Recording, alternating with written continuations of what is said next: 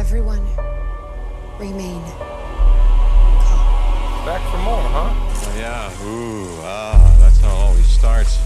But then later there's running and screaming. Somebody talk to me! What is happening?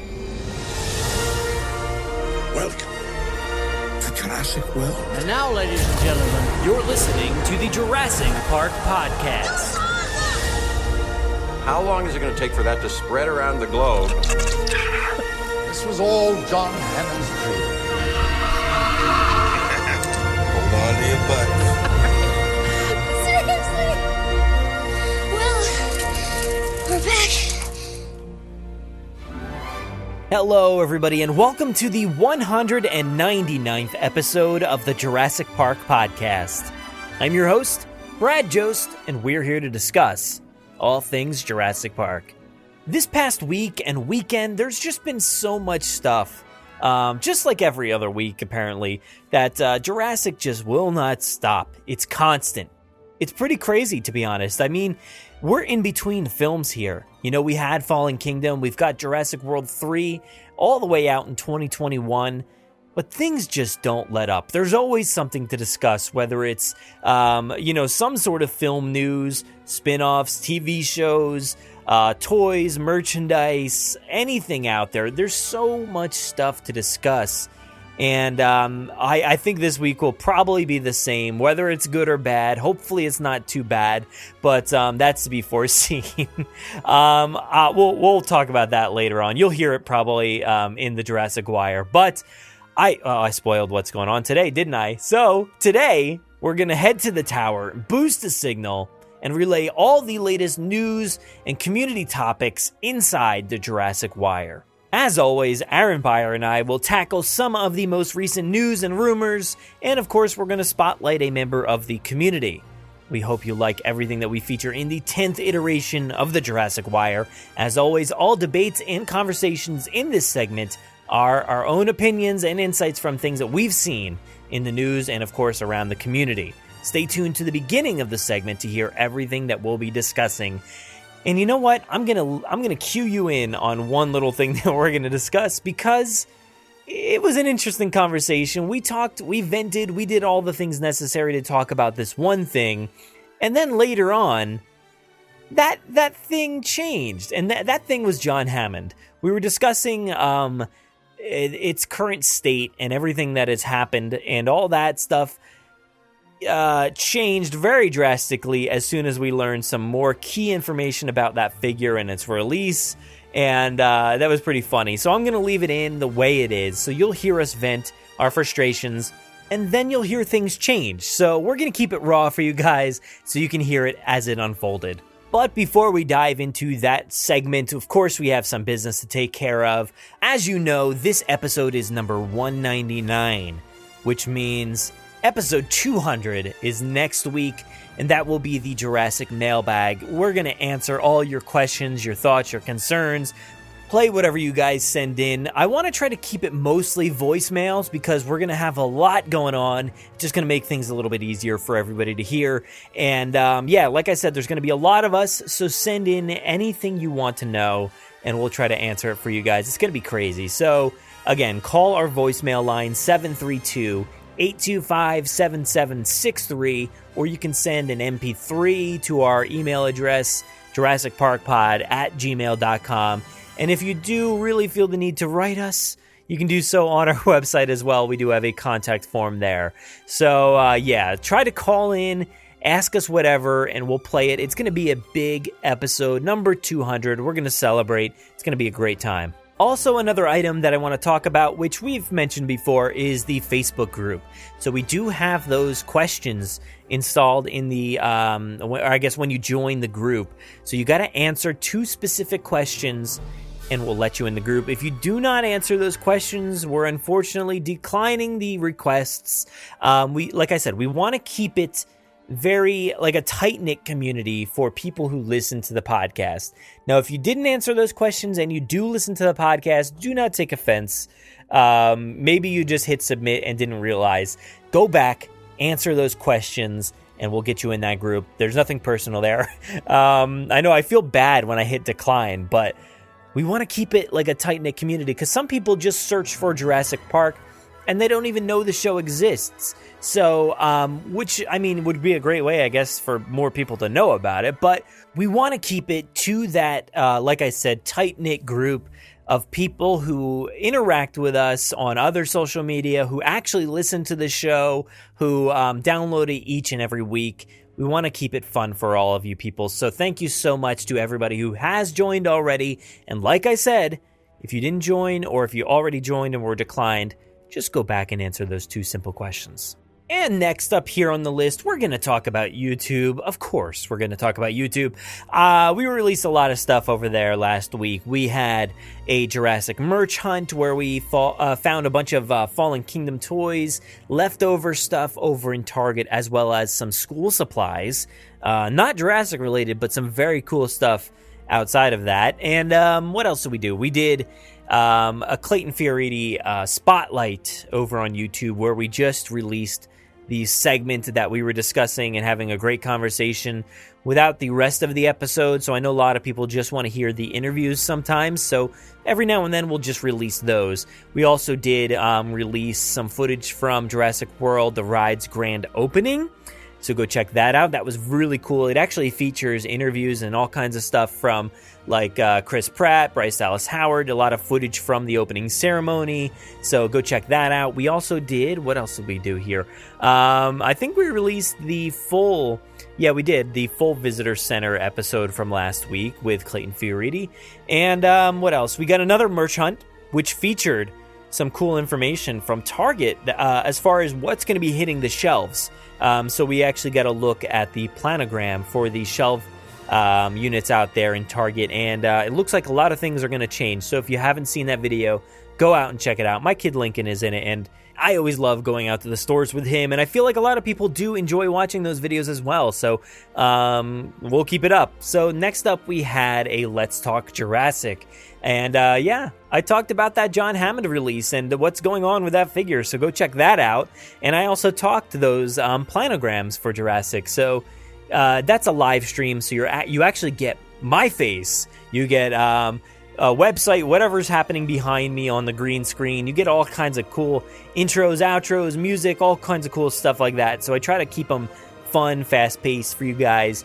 We also did feature, Claire's Sanctuary playthrough with Tom Fishenden. So he's been doing a lot of gaming videos. So go check those out. Jurassic World Evolution. He plays through the new DLC with part 2 of his ongoing series. And then we wrapped up last week with what Jurassic World the ride could have been.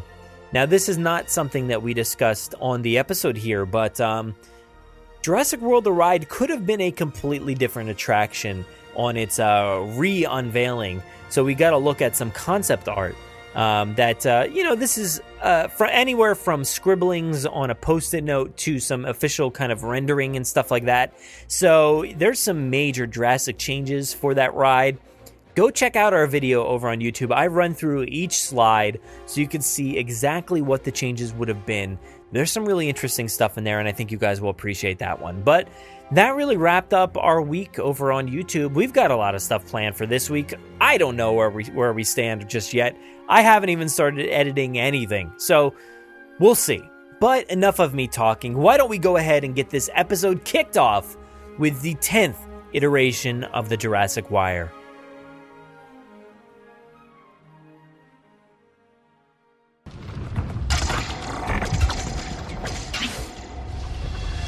The debate over Isla Nublar rages on. They're taking no chances of a repeat of the San Diego incident. I'm talking about man-made cataclysmic change. The U.S. Senate has convened a special committee to answer a grave moral question. Roger that. Air 1, clear for takeoff. Begin tracking. Copy that. Go, go! Tracking on. Welcome, everybody, to the Jurassic Wire. I'm Brad Jost, and my co-anchor for this program is Aaron Beyer. The Jurassic Wire is a segment here on the Jurassic Park Podcast where we discuss all the latest news on the Jurassic saga and the latest conversations in the Jurassic community. Today, we're going to be discussing everything coming out of San Diego Comic-Con, from Mattel, Mondo, Chronicle Collectibles, plus some more from Prime One Studios, Jurassic World: The Ride. We'll touch on Battle at Big Rock, and we have a community spotlight. If we get to all that, we'll see. But before we do all that, let's welcome in Aaron Beyer. Hey, man. It is post-Comic-Con, so of course there's a slew of stuff to talk about. Let's get rolling. I know. There is a lot here. And before we get into that stuff, I just want to point out, I guess on our last one, honestly, it feels like we did The Wire like 2 years ago was the last time we recorded. I was thinking the same thing. Like, there's weeks where you go, hey, it's time to do it. I'm like, oh man, it's already like that time. But I feel like it's been a year since I've talked to you. It's so weird. But last year when we talked in the last Wire, we discussed the Jurassic Park Lego gates. And we were talking about the font on the Jurassic Park font up on the top of the gate. And we were basically like, oh, it looks wrong. It just looks wrong. But it's actually spot on. It's legit correct. So I just wanted to follow up on that little point right there because we had said something, just wanted to correct that issue because the font's choice was pretty spot on. If you match it up against the park gates in the movie, the Lego gates in real life, they look perfect. So yeah, okay. We're taking that one back. To me, they look really off, but maybe is the font on the gates a little different than the font in the title? Is maybe that's what's throwing me off? I don't know. Here we go. Maybe, I don't know. I'm not sure. I'd have to double check. Side by side with me right now, and I'm not gonna pull it up. My desk is a mess. Yeah, no. But I just wanted to correct that little thing at least, and hopefully not correct too much else for next episode. But yeah, that was the first thing. So we're gonna go ahead and dive straight into all the coverage from San Diego Comic-Con. Now, we weren't out there, but there was, Jurassic Outpost was out there. Victoria was out there. There's so many great Jurassic fans out there covering the event, showcasing all kinds of images and pictures and what was going on at the ground level. And I think we need to start off by just mentioning John Hammond. We know the outrage. We know everything that's gone on. We know it should be sold in stores, all that good stuff. But just want to point out a few little things here. There was no further announcement about this figure. So no announcement that it's going to be in stores or, we're going to sell it here or there, whatever. I personally think that's a missed opportunity to not announce something, but maybe nothing's coming. I don't know. What do you think about that? I don't think it's coming out anywhere else. Like, I got to be really honest with you. And I'm not trying to be super jaded and I'm not trying to be, grumpy or like disappointed. But look, the fact that Franklin wasn't at Comic-Con in any of the materials, the fact that there were no other human figures except for another Owen figure for reasons. I think we're done with humans. And I think that humans going forward might just be the Comic-Con exclusive, might just be the WonderCon exclusives, might just be whatever exclusive event they're going to, like, come get your human figure from like them there. I don't know. Like, I preemptively want to say that sucks, but who knows? Hopefully we'll get a wave of humans. I think it's time. Like, I've said it again and again. I think it's time to bite the bullet and start putting these humans in with dinosaurs. And not just Owen with another vehicle or Owen with another dinosaur that we already have a million of. I think it's time to start, legacy John Hammond with the Brachiosaur. The Kirby, a couple Kirby figures with a Spinosaur. Like, it's time to start doing that. I was wrong in the beginning. I thought that humans would sell on their own merit, and apparently I was wrong, because if they were selling, we would be getting more, and apparently they're not. Yeah, I mean, that's fair. I mean, it comes down to also the retailers not wanting these figures as well, but I don't know. I know we could say all day that Mattel should take a chance and make some more humans. But I don't think it necessarily comes down to just Mattel. I think they would take a chance, but I think there's all these other issues that are stopping them and preventing them. You think that just humans are peg warmers basically, and so the stores just don't even want them? That's man, that sucks. I feel like if there's like a few peg warmers here or there, it's like that's it for the whole thing. Like we're not doing any of those things. Well, so and that's the way it's got to be. Retail's cutthroat, man. Yeah, of course. And look, they're always adding new merchandise for different brands, different movies, whatever it may be. So they're constantly trying to get new stuff in there. So I don't know. I don't think humans are dead totally, but I just think we need to find the right way to do it. Like you said, add them in with other figures. Maybe even if it's like a 5-pack of humans or something like that. For instance, I would love a 5-pack of humans. Would you rebuy all the main guys if they added Hammond? Yeah. If they were like, hey, here's a legacy collection with Hammond and it's like $60. Yeah, totally. I would buy. The best way now that I'm thinking about it would be like, look, here's a Lost World set, and it's 5 to 10 characters in a box, right, ranging from I don't know $30 to $60. Okay, and maybe you just don't stock as many of those at retail. Or maybe you make those online exclusives to the Mattel store only. I don't know what the answer is, but the answer isn't maybe. I think there's got to be maybe a dozen human characters for the Mattel line so far, and a good chunk of them are duplicate characters. Like there's a few Owens, and I mean the Legacy collection is great. Unfortunately, I think that's dead, like we've discussed. But there's got to be a better way to sell these humans. And I get it if they're just sitting on pegs. Like, look, I go to my Toys R Us here. It's still the Wave 1 stuff. It's all a bunch of Owens and Mercenaries. And God, that's really it. Owens and Mercenaries, like everywhere in my Toys R Us. They can't get rid of them. And that makes sense when you make 100 Owens for every Claire figure that comes with a gyrosphere. I don't know. I think the story packs are a good idea. Unfortunately, it doesn't seem like we're getting too many of those here. But I don't know, man. Mattel hasn't found the answer yet, and I think the answer is human packs based on specific movies and just be done with it. Like, let's say you could do a pack every 2 quarters, right? 2 fiscal quarters. So for the first half of the year, it's the Jurassic Park half of the year. For the next 6 months, it's a Lost World 6 months.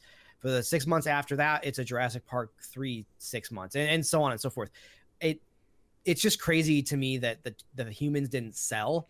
My nephew, when he got dinosaurs and humans, I mean, like, he's never seen Jurassic anything. He knows exactly what is going on with those humans and those dinosaurs. It was instantly in the mouth, It's not rocket science, and kids get it. So I don't understand why these things don't sell. I will say I think they're quite expensive for what they are.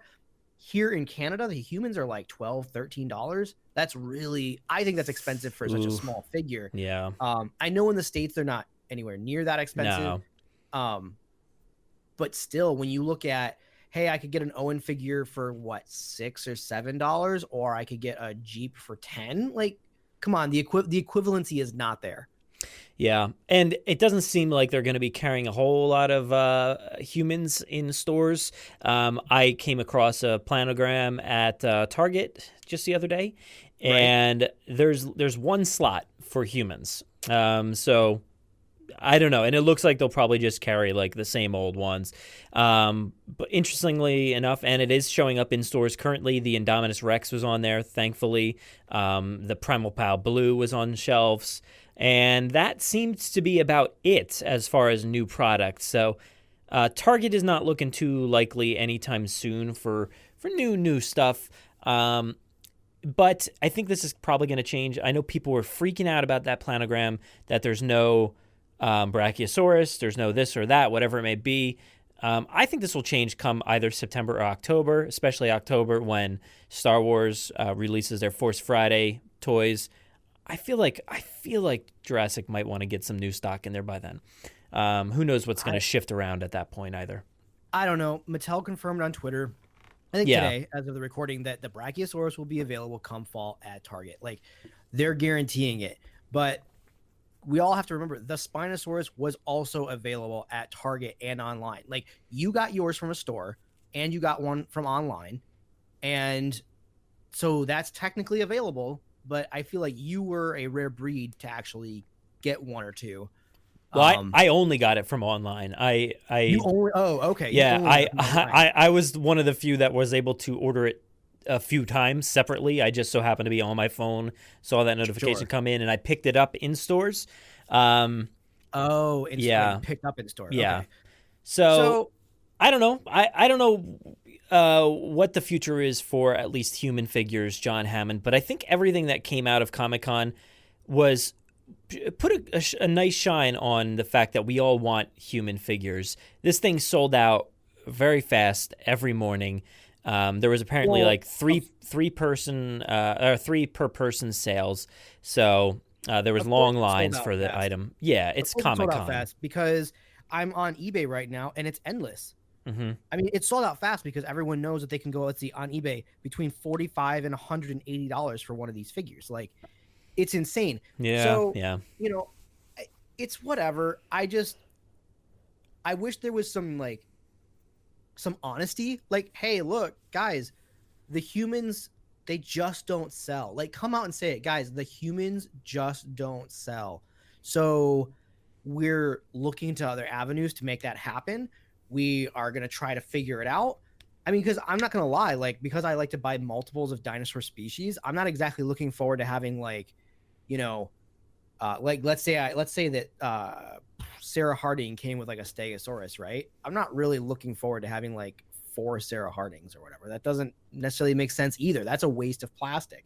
And then they wind up on eBay for like 50 cents, in a lot. So I don't really know what the answer is. I know the answer is for Mattel is wanting everything to seem cool, and multiples on eBay for $1 doesn't seem cool, right? That doesn't help Mattel either. So I don't know what the answer is, but unfortunately I'm dissatisfied with the current human situation. I think most people are. Yeah. I don't think you'll find anybody out there that's like, I'm good. Everything's good with the humans. So Mattel, if you are listening, maybe it's not completely up to you, but get some humans, take some chances, create some authentic, brand new characters, create characters. That's really what it comes down to. So do that, and maybe we'll see some good sales. I don't know. But speaking of sales and high prices and stuff like that for characters, they officially revealed the Amber Collection, which is the 6.5-inch line that's going to be solely sold at GameStop, which there are pre-orders for these items right now. They revealed, which I think this came online a little bit early. We had Malcolm and the Jurassic Park Raptor, like the legit old school Raptor. We previously saw Malcolm, and we also previously saw Owen and Blue. No word on Owen and Blue just yet as far as when or how much. I would assume they're probably about the same price that you'll hear in a second. But this is going to be released October 11th for Malcolm and the Raptor. So Malcolm's going to run you $24.99 if you haven't already pre-ordered it. And the Raptor, the Raptor is $29.99. So that is certainly probably about $5 more than I expected. I assumed that these would be just about the same as the Black Series for Star Wars, which is usually about $20. So that's a bit much, I think, personally. And I think it's a bit more than other 6-inch lines. So what do you think about those prices there? I just want to be so positive about something, Brad. Want to be positive. Because here's the thing. Okay, so 2 things that happened today. Victoria's Cantina tweeted out that in Canada, EB Games is the equivalent to GameStop, and that's fairly true. They're basically the same thing. You walk into an EB Games, same setup, same kind of thing. It's more like a Hot Topic now than it is really a video game store. Bunch of Pop Funkos. So I feel like this is a way to get. This is such a weird thing. this is a way to get what I feel is a minuscule fan base into the store. So another thing that got tweeted out today, No Taxation tweeted, at the beginning of the Xbox One and PS4 cycle, GameStop stock was trading at around $60 a share.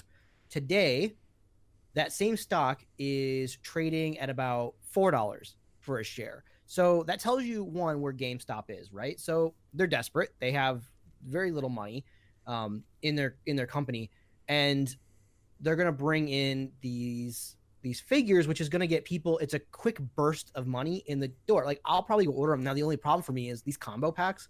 Canada, man, this is like a $90 set for Canada, because Canada typically for plastic is like, it's more than the conversion. There's like got to be some taxation on oil products, which would be plastic. Everything is usually about double for toys and plastic. So it's not just the standard like 30%. It's an easy 50%. So man, when I think of what that combo pack is going to cost, $90, I don't think I'm doing it. I think the figures are cool, but I don't think they're $90 cool for me. I don't think in American they're $54.99 cool. I don't know. Like, yeah, I'm the person who wants a set of things, and I'm going to break my rule in a little bit when we talk about Chronicle, but I'm a person who usually wants like a massive, like, I want the play sets, I want the experience, I want the experience, right? And one character plus one raptor doesn't really say experience to me. So it's something that if I find them, I'll grab them. I'm not going to go out of my way to spend a ton of money on these. But I think they're cool for those that want them. Yeah, I mean, people are pretty happy with them overall.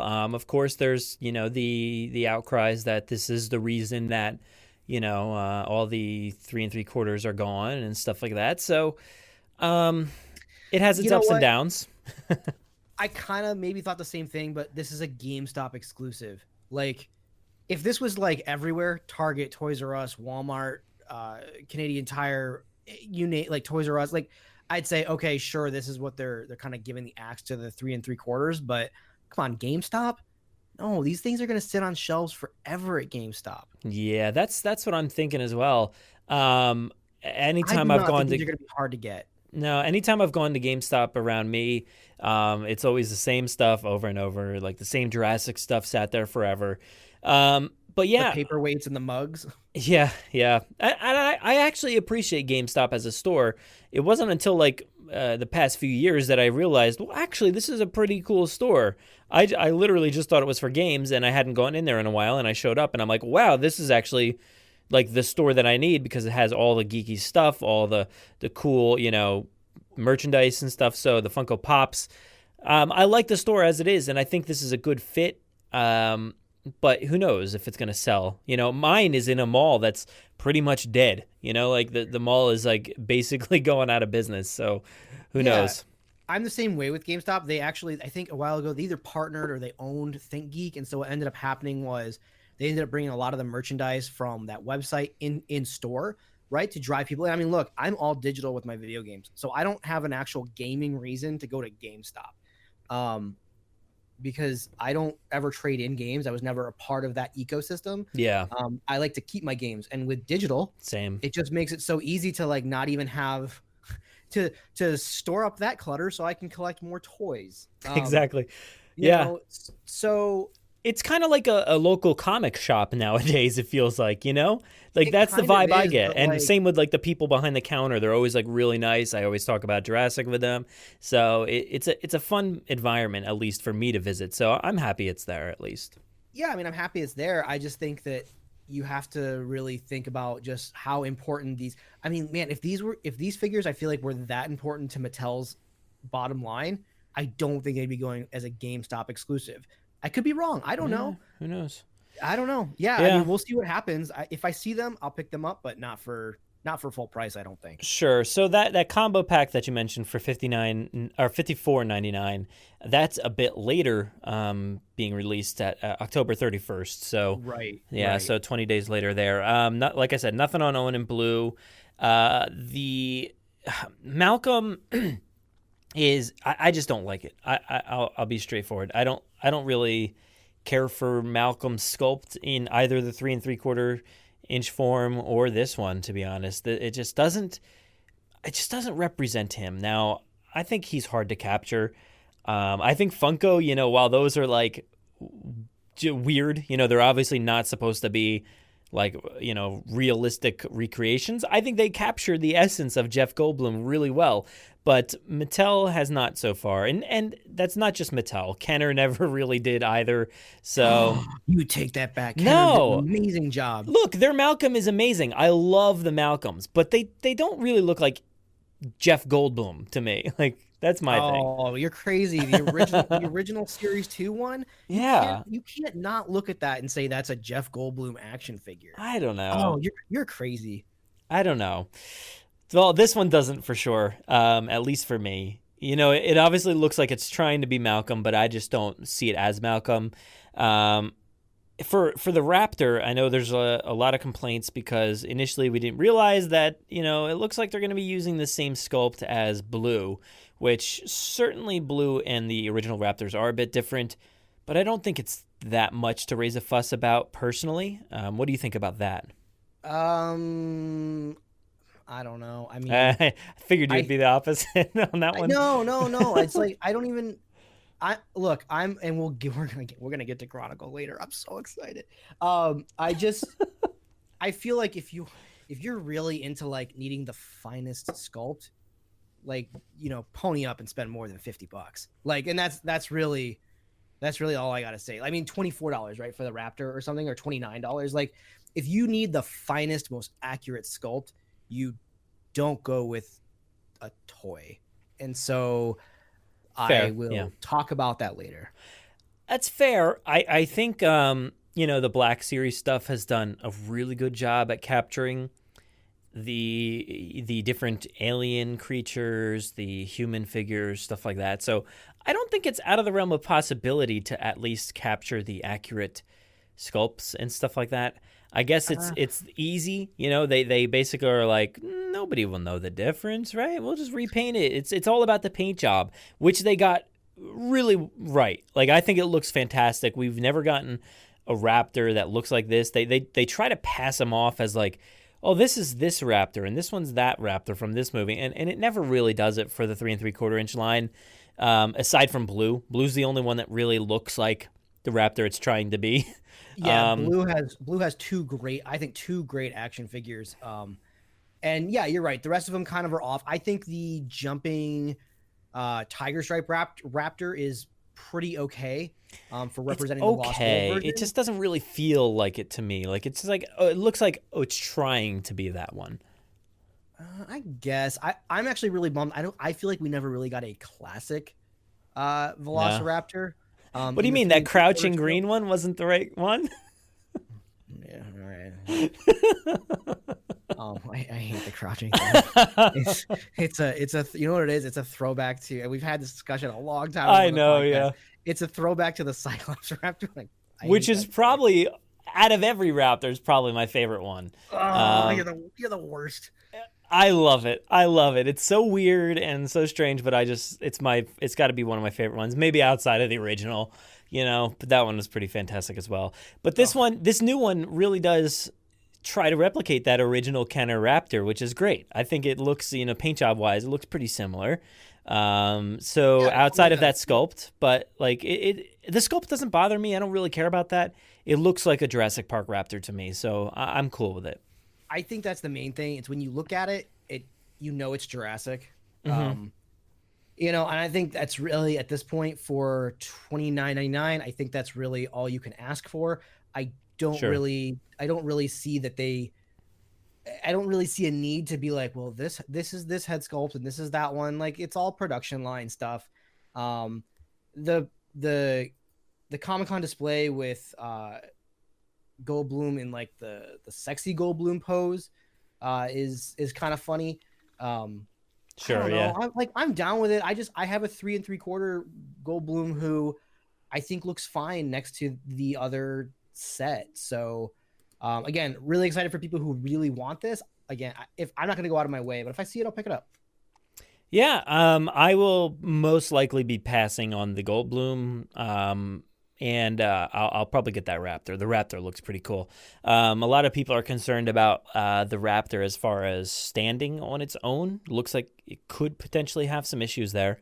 It does have like all of these pieces are going to have like an amber base, and like at least the Raptor so far has like a little stanchion that kind of holds it up. So I don't know. Just looking at it, I can kind of agree that it looks like it might be tough to hold up on its own.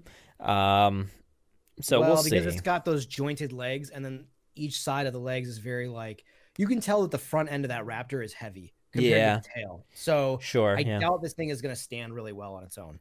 Yeah, but that's, I mean, look, I'm not such a stickler when it comes to all these things. When I was a kid, none of my toys stood anyway. You know, I always had to position the Raptor on its tail so it would like lean against the tail, stuff like that. Yep. You just do these things as a kid, and it's fine. Like, and if you're a collector with these items, it's fine that it's not going to really stand on its own because it has a base. So use the base. A majority of the Mattel toys do stand on their own, which they should be absolutely commended for. You know, I got one of the newer Battle Damage Pro Ceratosaurs, the little red guy, stands up on his own, like cocks his head, you know, to the left and to the right. It's such a cool little figure. So I think if there's one or two figures that don't stand, but then they come with a base with the full knowledge because the manufacturers are like, look, this thing doesn't stand, then cool. Yeah. Did you happen to get a look at the branding that they were using for the Amber collection? I don't. Oh, yes. Is it like it's the black with like the lava cracks and stuff? Yeah, and it's like the logo, the T-Rex logo with like amber straight behind it. It looks pretty cool. I'm digging it. Yeah, I think it looks really neat. It looks like I want to say I saw like a school binder early on with something similar to this. I mean, there's only so many things you can do with this logo, but I'm down with it. I don't think it's as attractive as the Dino Rivals stuff. But honestly, like, man, nothing is. The Dino Rivals stuff is so good. Yeah, I'm excited to see what kind of packaging we get. I would assume this would be fully enclosed, like with the plastic in front of it. Oh yeah, it's gotta be for sure. Has to be, yeah. So I know Mattel has been adverse to actually doing a lot of that. There hasn't really been a whole lot of packages outside of maybe the Brachiosaurus and the submarine set. Those are a few off the top of my head that are like fully enclosed. There's probably a few more. Oh, the submarine set. Okay. Yeah, with the Mosasaurus. I got the submarine, and that was not fully enclosed. No, that was the Owen with the not a Stygimoloch. Oh yeah, that one was fully. That one was fully enclosed. That box is gorgeous. Is it? Yeah, I actually I don't keep most of my boxes. I did keep that one for some weird reason. I think the artwork on it is so good. It's got all those great CG renders, all the texture feels like the promo boxes that Mattel sent out for the Dino Rivals. It has that quality to it. So yeah, it's absolutely fantastic for the price point. You know, I wish it didn't have an Owen figure, but you know, it is what it is. Nice. Well, let's move on here to our next point. This is actually one of the bigger things that popped up is the new line that we're going to be getting in 2020. So we had the initial wave of Jurassic World Fallen Kingdom merchandise. Then we got Dino Rivals, which you were just talking about there. And now we're going to have Primal Attack. So this is going to be pretty cool. I'm really, really excited about this. I guess it's more aimed for play, you know, kind of utilizing these dinosaurs, kind of like the Indominus Rex, how it has a lot of play features with the moving tail, the buttons on there, the chomping, all that stuff. I feel like they're going to be taking that kind of aspect with this because they did reveal the Primal Attack Carnotaurus. And it kind of had that same similar thing, like where you like hold the feet and kind of move the tail up and down and chomp away. So did you get a look at that like video that they showed off? I did not watch the video, but I can definitely tell from this, it's kind of the same thing. It's like, it's a smaller gear set of the TNT Rex, the Thrash and Throw, it feels like. Okay.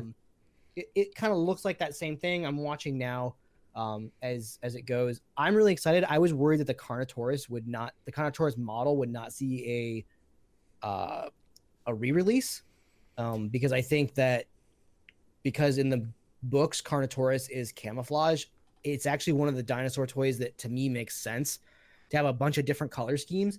This one weirdly seems very familiar to the one we originally got, which is so weird. Like, is there something saying that if it shows up in a movie, they have to stick by a color scheme? Like, it's so weird that they're not doing like a blue and yellow version of this one or a green version of this one. But I'm on board for a different Carnotaurus that does something, more than just, well, the other one did a chomping action too. I don't know. This one just looks cool. I'll get this one. Yeah, there's the difference between that like chomping feature and then like this one that actually like you can like pose and play and stuff like that. That's a bit different. Right.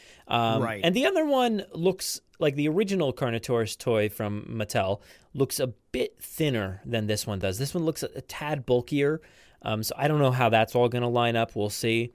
But this, I don't know. The paint job looks a little dull maybe in this video, but who knows? Maybe it's just a prototype or something. But I am excited to get another release of that figure because it was certainly underutilized there. It is a shame that the paint job is exactly the same looking, but who knows? We'll see. It seems a little darker. I'm not sure. Maybe. I'm excited. I got lucky. For a while there, the Carnotaurus was sold out, and I really wanted to get my nephew a Carnotaurus. And then it did. I think it's even on Amazon still now. It's back for its standard $20 price point. Maybe that's why they kind of killed it, was that they wanted to create hype for this Carnotaurus. Yeah, maybe. Who knows? Yeah. Who knows? Oh, the key art here. We're gonna take a look at or I know you can't take a look over the podcast, but yeah, they got the words Primal Attack, the T-Rex logo as always. That's laid on blue. It's interesting. It's like kind of digital looking. It's like a digital looking dynamic there. But then you have the like the neon colors behind. It does showcase the Carnotaurus and the T-Rex on there with this like hazy fog look to it, and a Jurassic World that seems like it could be operational in the background there. Who knows? Well, Jurassic World is more fun when it's operational. I hate think to say so, it, yeah. like just these movies are way more fun when there's a park. Like, yeah, and there's that's my opinion. Well, I'm excited by that one reveal, but they also revealed that there's going to be 17 new species. So they did the exact same thing last Comic-Con. I think last year it was like 15 new species or something. I don't know if I'm assuming we've seen most of those, or if not all of them already. I haven't counted ever, but so far they only confirmed 3 of them. The Edmontosaurus, the Alioramus, and the Cryolophosaurus. So this is where it gets tough for me because I'm terrible at pronouncing dinosaur names. But this is what the toys are for. This is the only reason I know dinosaur names. Is exactly. Of the toys. I will for learn sure. new ones. I'm so excited. Yeah, I am excited for the Alioramus. Yeah, because which one is that? Is that the little brown one? It's a smaller one. Yes. Okay. Because I don't know, just because of Dinosaur the Ride at Disney World, Sure. they that's one of the dinosaurs that the computer on the navigation points out, and I'm like, oh, that's great. The Edmontosaurus looks like the standard, I think, like Jurassic World Evolution style, right? Like, isn't it kind of resembling that? I mean, yeah, with the different colored head. I did compare the two. That they're different, but I think the idea that it's a it's primarily got one pattern, and then you get into the brightly colored head. To make it kind of stand out as maybe like a mating feature or something. Mm-hmm. Really cool. This other guy with the fin on his head or whatever it is that the Cryolophosaurus, I guess. Yeah, it's like a little, thing on the top of its head there. Yeah, totally down for that. Yeah. Man, I can't wait for the alligator looking thing. I don't know what it is, but it's different. It's a quadruped, carnivorous, like reptile. I can't wait. That is just different than what we've ever had in the line. Oh, for sure. Yeah, it's totally different. And that's where this line seems to be going, is something different. I believe now there's a lot of rumored kinds of species here, just based off what you can see. I believe that is the Sarcosuchus, if I'm pronouncing that correct. I don't know. So that is legit. It's just a giant alligator, or a crocodile, one of those. Can't wait. Give me 5. Like, I need yeah, and it looks pretty giant, to be honest. Like it's big, massive. If this thing, come on, this thing's gonna eat human figures, right? Oh man, that would be great. Even if it's just big enough. Yeah. Even if it's just like the Indominus, where it doesn't like fully go in and you have to pull it out, like it just goes into the neck or something, that would be great. And it's like, it looks like it's double the size of the Admonosaurus, which that one's probably, honestly, it's probably like the same sculpt as like the Paralophosaurus. Like it's probably the Parasaurolophus. The Parasaurolophus, yeah, it just like flipped that around. And the Parasaurolophus isn't small. No, it's not. I hate that thing, but I know. I'm very excited for the Admonosaurus, at least. Yeah, this crocodile thing, or whatever it is, this thing looks like it can go up easily against the extreme chomping T-Rex, and it can definitely probably hold its own against the Spinosaurus. So this thing's no joke. It reminds me of in Terra Nova, not a great show, but a fine show. Oh, it's fun. When the Admiral guy takes on the giant Komodo dragon. That's what this reminds me of. This is something that you wouldn't normally associate with Jurassic Park or Jurassic World, because we always think of the bird versions of these dinosaurs, like the bipedal carnivores and stuff. But come on, Jurassic Park, they would have one of these. They'd have a few of these for sure.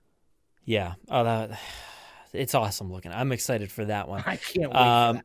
Another one that I'm excited for is, so they released this image that showcases these silhouettes of all these 17 new species. Actually, I think this is like 15 maybe, the silhouettes.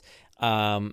So I don't know what the other two are. Maybe they're like too recognizable or something like that. I don't know. But I think it's a Scutosaurus, right? Is that what it is? Scutosaurus. It got canceled for Jurassic Park, and I believe re-released as I want to say a Lost World Walmart exclusive. Something like that. I don't remember. I have one because they were hard to find. I have one from back in my camping trip days when we go to Walmart. But this is totally a nod to the fandom from the 90s. Like, come on, you don't just randomly pick Scutosaurus to put in your line. There's a reason they chose that one. Just like the one above it. Is that the Postosuchus? Yeah, Postosuchus. Yeah, I think Lost World had one of those as well. And that's a big one in like Jurassic World Alive. Okay. Yeah. I there's too many like similar names, so I always get them confused. The mobile game. I think that's like a big one in there. If I remember correctly, it's been a while since I played, but there's that, and then there's also something else hidden over on the side, which kind of is like on all fours, it seems like, and I don't know. Are they gonna do it? Do what? Are they gonna give us a Sinoceratops? No. Sinoceratops? Oh, that's what it seems like. Yeah, but I'm even talking about the one below that. Look, there's like another thing, whatever it is. I don't know. Well, wait, why are you excited about that one? It doesn't look like anything. I know, because I'm excited about these weird ones, like the ones that you don't ever see. Give me all these, theropods any day of the week, or the one, Sinoceratops or whatever. But like, I'm interested in these weirdos, like the ones that look like the Scutosaurus, or if that is a Moschops, please make it a Moschops. I don't think it is. It doesn't really resemble like the profile per se, but who knows? Maybe it is. That would be awesome. Not dinosaur, but I'm excited for this line. Like, it looks like there's like an iguanodon in there. We've never had an iguanodon because for some reason Dinosaur the movie cornered the market on iguanodon. I guess so, yeah. Looks like another Suchomimus remold. Something similar at least, yeah. Something similar. We're starting to get into the weird ones. I'm also like, Mattel, man, slow your roll. You have 3 years, and then you have to continue on beyond that. So I mean, if this is the 2020 line, so this could last us, this is going to last us from January to December, and then guess what? Time for Jurassic World 3. So It is kind of crazy, though. You would assume, hey, we got to last probably 3 more years after Jurassic World 3. Not necessarily saying that there's a movie after that, but like they want to at least make it last. So this is a whole lot of dinosaurs. That's why I am not too afraid about humans missing. Is I feel like by the time the next movie rolls around, we'll see a return at least. Maybe we'll get some little ones scattered around here and there, but we're getting so many dinosaurs. And you're right. Like, what are they gonna do next in 2021 or 2022 or whatever? Like, what's left at that point? I wonder if they're investing all of their R&D and artwork teams on this now, so that when Jurassic World does kind of start to wane a little bit, they can re-release all of these slowly again with new paint jobs, maybe a couple little variations. I mean, they originally said like they want this to be kind of their Star Wars, and Star Wars just goes year after year after year, and like really the sculpts, there's little changes, there's better paint applications over time, but like for the most part, I feel like the Star Wars stuff is pretty similar every time it rolls around, for repeats. So maybe that's what they're doing. Maybe they're getting everything out in the first 3 to 4 years, and then they can kind of take a financial breather and then just make product off of old designs. So can I potentially interrupt this program here for something that is, well, as of this recording, not breaking news, but Entertainment Earth posted a little while ago a teaser. It says, John Hammond, composition 1080 by 1080, welcome to Jurassic Park, opening tomorrow morning. So if this doesn't come to fruition, I'll just cut this out, but head to Entertainment Earth. Check out their profiles online, because we might be getting John Hammond all along here. Sorry, we're doing this on the fly here. Yeah. No, I don't want to subscribe. I don't see it. I don't know. I think you might have to go to their social medias. Yeah, here it is. Actually, can I think I can actually just. Is there audio? Yes, there is audio. Give me 1 second here. Let's do it. What is it? What did I say it was? Entertainment. So Entertainment Earth is a provider of all kinds of toys and stuff like that. So they're pretty good shipping and stuff like that, and quality, merchandise when it shows up at your house. So here it is. Hopefully this is not too loud. We'll see.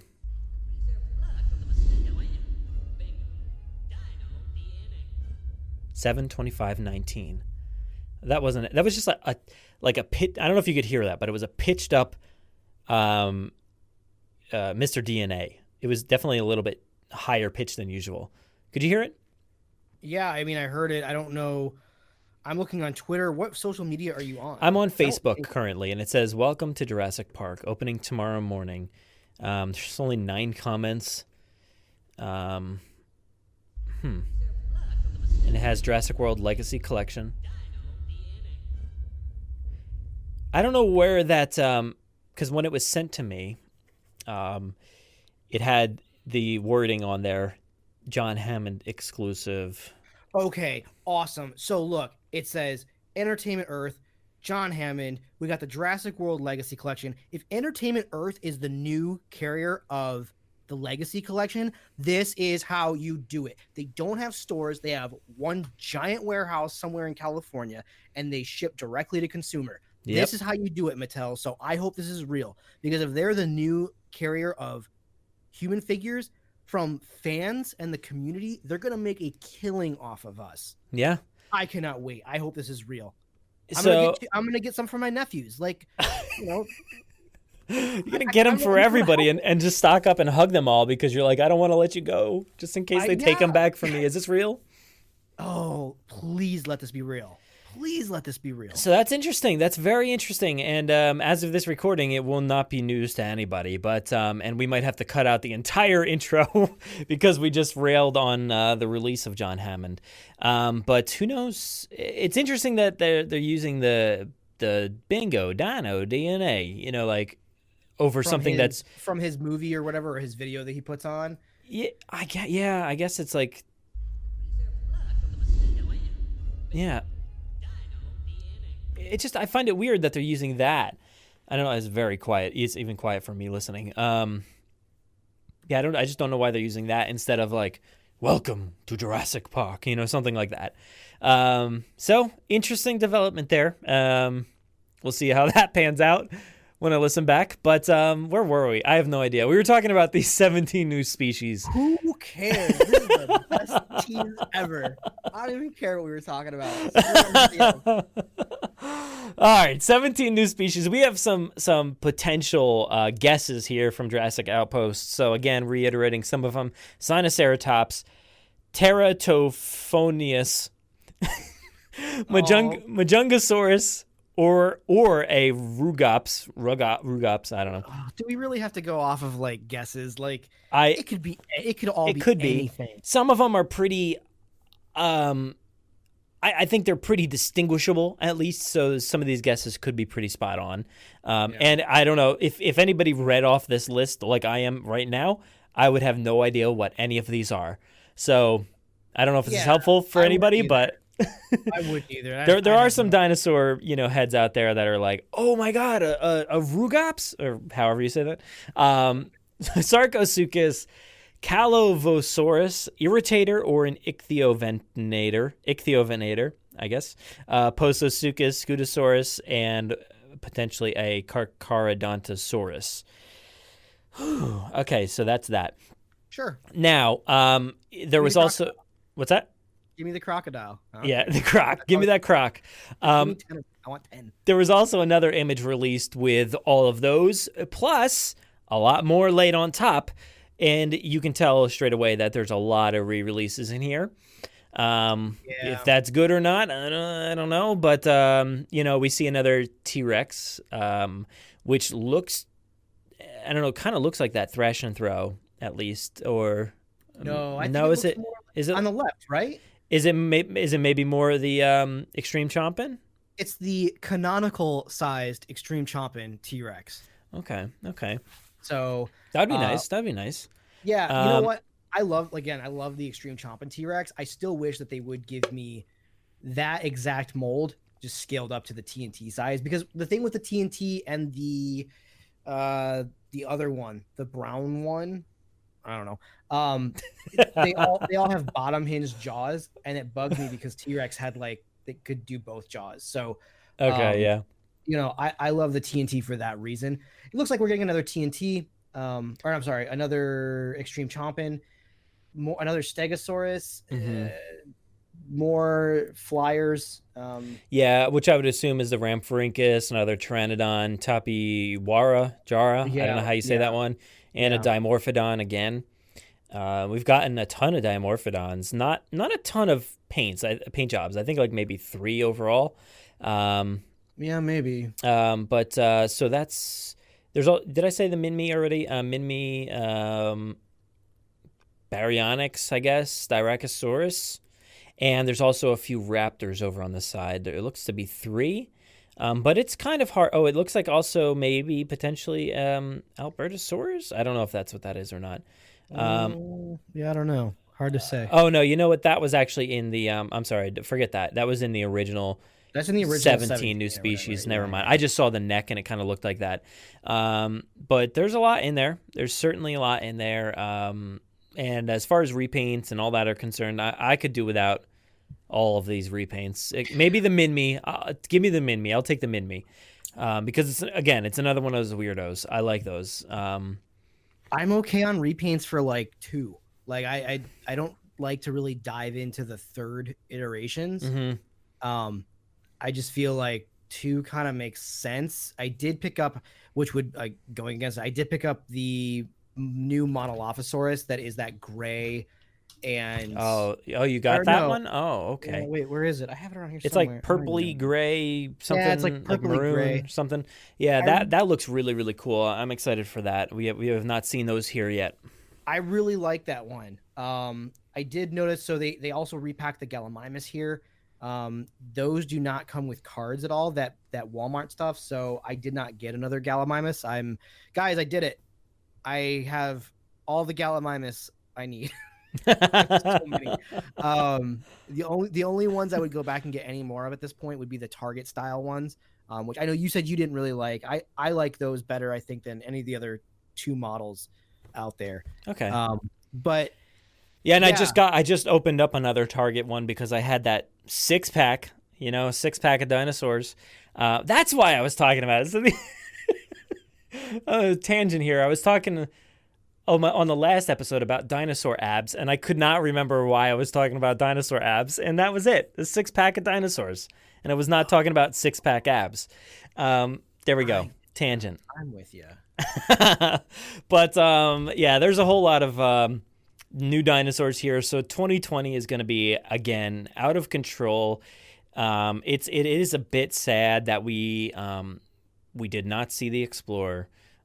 Maybe see if I was them, I would save that for round 2 as far as movies are concerned. So Jurassic World 3, release you it think then. We'll get the Explorer at Jurassic World 3? I think so too. I hope so. I think so because they gave us multiple renditions of the Jeep this time around for Fallen Kingdom. So maybe they're like, well, it doesn't seem like they're saying this sentence out loud. Maybe we should save that for Jurassic World 3 because of like what we were just saying with all these new species, but maybe that is their intention with the Explorer, I would hope.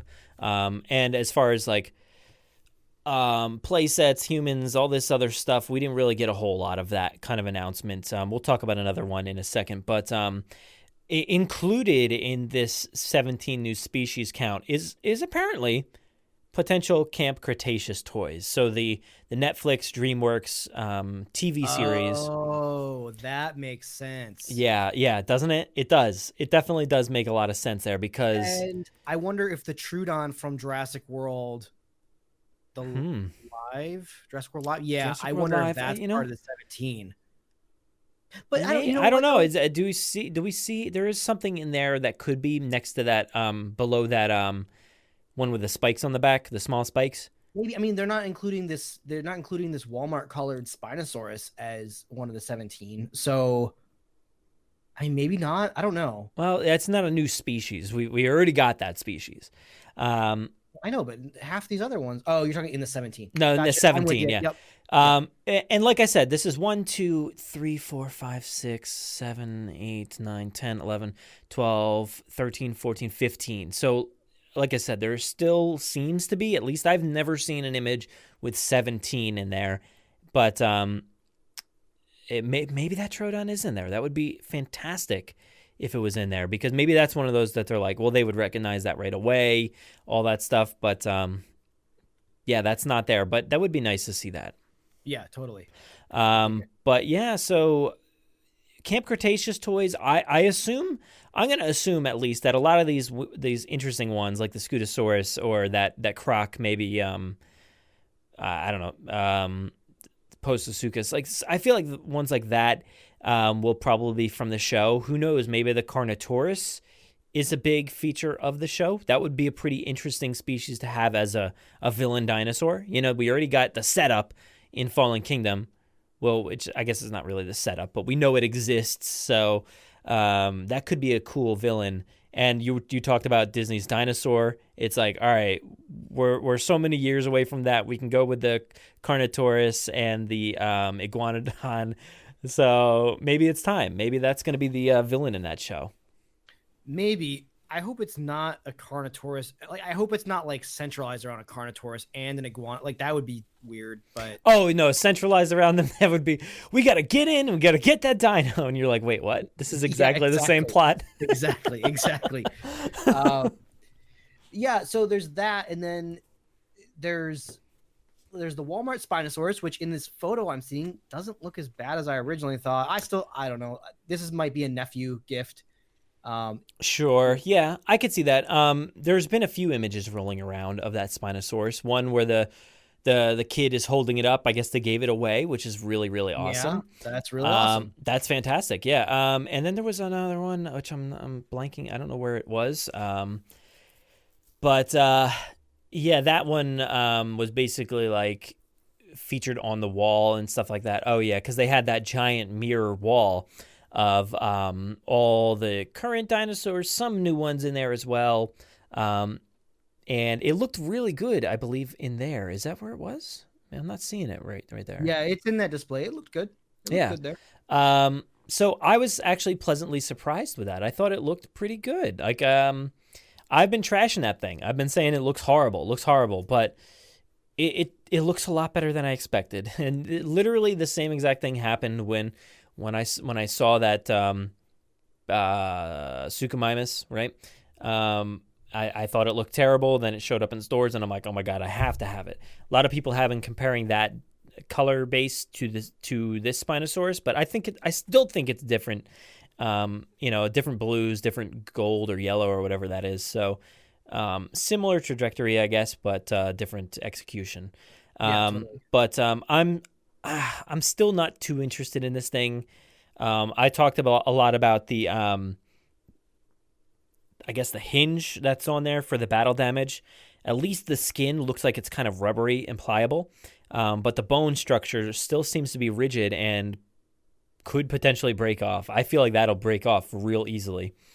For a kid, it probably will. Yeah. For kids, I think the way they've handled battle damage so far has actually been great with the internal spring-loaded hinge thing. That's been really cool. This is gonna break, but like for me, like if I get this battle damage is never opening up anyway.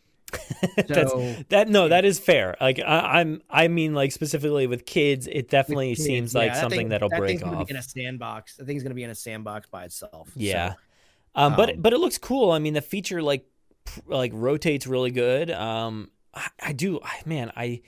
I look at this picture in the mirror, like it looks really good. Like I think it looks pretty darn good. So who knows? Maybe it's one of those ones that I'll be like, all right, I gotta get it. But it is way too expensive. I think it was like, don't quote me on this, but it was like $40, I believe. What's that? What was the original Spinosaurus? I'm sorry, I paid a premium for my Spinosaurus. So yeah, I mean, it was anywhere from $24 to like $180. Yeah. But no, I think it was like $24.99. So yeah, you're adding another essentially like, 10, 30, 30, what am I saying? About like, I guess $15 on there. Wow, for battle damage. Damage, yeah. I don't know if that's worth that for me, especially for a paint job that's like iffy at best, and a feature that's iffy at best. What's weird about this one is, if I'm not mistaken, the Spinosaurus tails came separate, right? In our version? Yeah, and this is a TNT open box style, right? Like this thing this thing has the try me now, feel all over it. And it's like, this thing just takes up shelf space. This thing's huge. Yeah. Oh, definitely. Yeah, at Walmart the space is prime right now. Like you really need. This is going to take up a lot of space, I guess, down on the lower shelves, I'm sure, which they don't necessarily have at the moment, like I was saying. So it's interesting. It looks like a very weak box. I feel like this kid is holding it, and it's like already like coming apart. Bending in half at the bottom. Yeah. So I don't know how that's going to work out, but another open box. So who knows? We'll see. Yeah. But what else we got from Mattel? Well, we also have there was I think another Triceratops in here somewhere. Where is this thing? Yeah, it's a brown Triceratops with like a darker brown color on the top. So it's another one of those mirror pictures. Sure. Another Triceratops, I guess. Yeah, exactly. I mean, it's a staple dinosaur. We've said this a million times. You can't touch Kenner. So like, no, we'll talk about that even later, the Triceratops, but like it needs to be that old school style Triceratops to me. It needs to look like that one. None of these have. Like a Jurassic Triceratops. No. Thank you. None of them have looked like a Jurassic Triceratops. I really want somebody to call us out and say that we're shills, because if they listen to this episode, they would see see that it's completely opposite. Because we have probably talked more trash than anything, but today. Yeah, today. We love you, Mattel. We do. No, honestly, we do. We love really so much of this stuff. This wall that has tons of dinosaurs on it, picking out like one or two that are just like, But that's the more fun thing to talk about is like, well, what don't you like? You know, we could talk all day about like, I love this thing, but it gets old, you know? No, never gets old hearing about the crocodile. The thing's awesome. We'll talk about that when it gets released. Give it to me. But yeah, so you got that trike. And what else do we have here?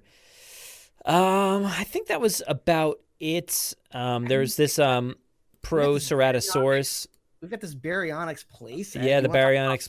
Yeah, let's talk about the Baryonyx playset. Now this, like I said about, you know, not getting any playsets, I still think we're not getting any playsets. I don't think this necessarily counts. This isn't a playset. This is akin to the Dracorex four-wheeler deal. And with a dinosaur that already had an exclusive playset, like... Yeah, true. Yeah, this is the fourth iteration. The fourth iteration of this dinosaur. That's crazy. Like, come on, Mattel, Ceratosaurus. I planned like I had like a whole line of things. I don't have anything in front of me. Ceratosaurus, Carnotaurus. Up the price and put a Carnotaurus in there. Do a plant eater. Do a Parasaurolophus. What is this? Not Mamenchosaurus. What's this? This one that looks like McDonald's threw up all over it. Metricanthiosaurus. Like, I don't know. I feel like I like do something different than the Baryonyx. Like, I'm not getting this. I already have Owen, and I don't want this Baryonyx with the scratch on its side. Honestly, the thing I'm most excited for about this is more compies. No, come on. I don't like those compies, but I want multiple compies. I still want like all right. 50 copies. So yeah, I wish they stood.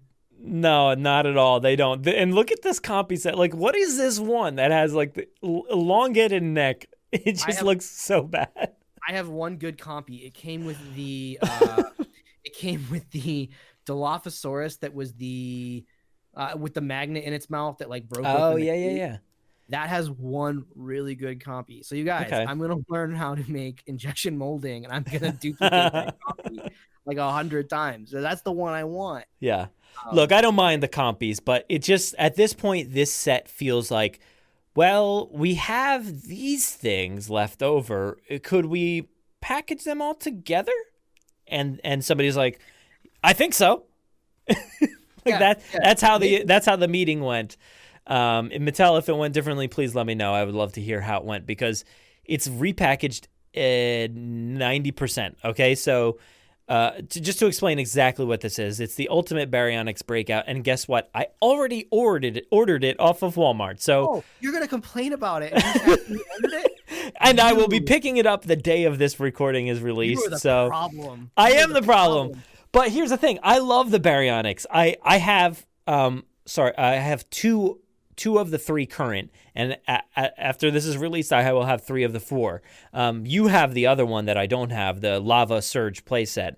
But this is a Baryonyx with a red base paint job, a lighter color on the lower jaw, a yellow on the top of the nose, like a black or something on the back, and this like bright red scratch marks on the neck that are not grooved in or cut out or anything. It's just painted on. It also, like Aaron said, comes with these 2 compies. It comes with a Dimorphodon, like one of the small ones that I think was attached with one of the humans at some point. I don't remember which one. And it also comes with another Owen. I can't necessarily tell if this is the same. I'm assuming it's the same clothes as one of the other ones. But we also have a motorcycle, which looks like it's straight out of like Minority Report. And it's not even the right motorcycle. Like, no, it's like they couldn't even be bothered to like. I don't know exactly what he rides, but it's not this futuristic Triumph. It's not this blade cycle. Like yeah. And it's for some odd reason, which I just noticed now. There's the flare from the Malcolm set is above him. I don't know why that's there. Don't you know that dinosaurs, no matter what, that's what they chase flares. That's true. Yeah, he rides the motorcycle, holds the flare out, while he's wearing a helmet, because this comes with a helmet and it comes with that like dinosaur trainer set armor. So you can throw the armor on. It comes with a computer. Yeah. And Wait, what is that computer? Is that computer from something else? It's from Yellow Jacket Claire. Oh, it is. See, I don't have that one. All right. So I was going to say that was the one new thing. So the only thing new here is the motorcycle and the helmet. Well, let's be clear, kids. Always wear your helmet. Yeah. When you're riding a motorcycle and your bikes. And to be honest, it might be worth it for the helmet alone, because then you can do a repaint of Carter. You can get that going. I'm kind of excited for the helmet feature, to be honest. Like, this Owen will 100% always wear a helmet. Like, he will never. I'll straight up put super glue in there. What, $50 for a helmet and some compies? Oh, no, not $50. Oh. Dude, this was $20. Oh, that's worth it. Yeah. Dang it. That's worth it. Like, I'm not getting it, but come on, $20. Yeah. Like, I'm all for the bike. Like, it doesn't look anything like, his bike, but this is the kind of chance that I'm telling them to take, is to make something original and weird. I feel like it almost does feel like this came from maybe some other brand and they just repackaged it. Like, actually, Hasbro did that, I believe, with the Owen motorcycle. I think it's literally the same motorcycle from Indiana Jones and the Kingdom of the Crystal Skull when they released the Mutt. It might. Honestly, I think it literally is the same motorcycle, but I gotta say, the best Owen and motorcycle is easily the Rip Riding one, or whatever that thing's called. Yeah. If you want to do a staged thing with Owen on a motorcycle, that one's like the perfect thing to get. I think you can still get that one. I don't think they sold too well. Yeah, I don't think so. I have that one and Blue, and they're both cool, but literally, like, there's too many accentuated like features on there for the gearbox and stuff like that, and the fact that he doesn't come off of there, like, that's like a non-toy for me to ever play with it when I was a kid. Like, I didn't want something that was attached. I needed something that would come apart and be able to. Oh yeah. Yeah, so I agree. It is certainly the best looking thing so far, and but it's like a shelf warmer at this point. Plus, my dog goes nuts for it, so I can barely take it out. He like has to chase it down, constantly barks. So so this I bought it already. I don't really love the packaging, but might be worth it for that background alone. I'm sure you could probably take that out of the box, but. I'm excited for it, even though it's nearly 100% a repack. It's still interesting. It's not a play set, so nobody consider this a play set, please. But I don't know. I'm not sure what we need to do to get play sets. Well, they have to put them in stores first. Well, that needs to happen, yeah. Like the lava thing, it had a stint on Walmart, and then I happened to find them here in Canada. I mean, they and also, we still have that T-Rex with the power box in Canada. Like, the thing is a shelf warmer. It's also like $70, but send them over here for cheaper. Well, half the price if they were in the U.S. I'm telling you, the taxes on oil or plastic here are astronomical. So toys are just expensive. But yeah, I mean, they just have to put them in stores. That's all it takes. Put them in stores. They will sell. Yeah, that's you're talking about the T-Rex one, right? Yeah, that's what you just said. T-Rex with the power box. The only reason I want that. Like, the only reason I think it's not selling is because it's the T-Rex that you can kind of get.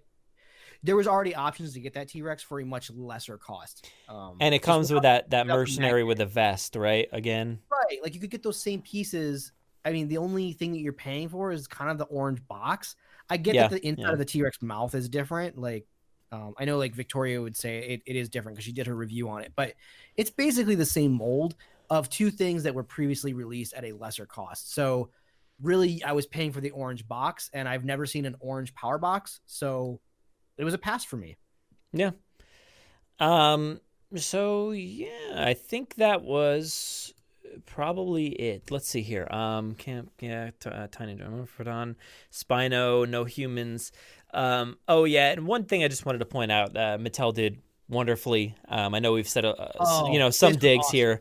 It was the photo wall. Now they reached out to a lot of people beforehand and said, hey, do you mind if we showcase your pictures on our fan art wall?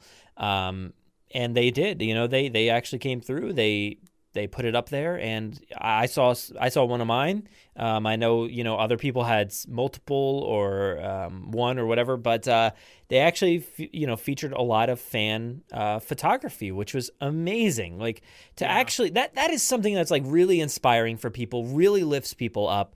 It's really exciting to see your work on a screen at San Diego Comic-Con in front of thousands of people, like walking by. That is really cool. And, maybe nobody really, got much of anything from it. I don't know if anybody was like, oh, I need to follow that person, but it's still really cool to at least see your work showcased. Somebody laid their eyes on it at some point. And I really appreciate Mattel, using our picture. I know like Jurassic Dave was on there, Tom Fishenden. There's so many people, on that wall. So yeah, that was wonderful. Yeah, they didn't really appreciate my dinosaurs in front of the drywall. So I wasn't contacted. Oh no. Yeah, I guess they needed to be like, actually mine was in front of drywall.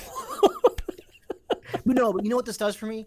Because I want to be on this wall next year. Like I'm going to be on this wall. So they're going to do the same kind of setup next year. Like this is kind of the same setup as last year. So it inspires me to want to go out and take better pictures than everyone else on that TV.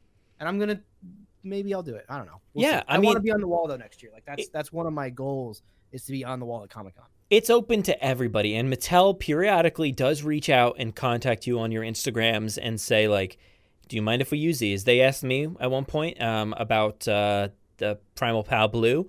I went outside and I was actually playing with my son, and we had the Primal Pal Blue in the grass, and I took a picture, and they asked me if they could feature it on their page, and then they're using it, all on their social media and everywhere to sell the product. And I'm like, that's awesome. Like, it's not because I have any connection or anything like that. They literally just reached out and said, can we use this? And I'm like, yeah, let's do it. So you brown noser. Oh, whatever.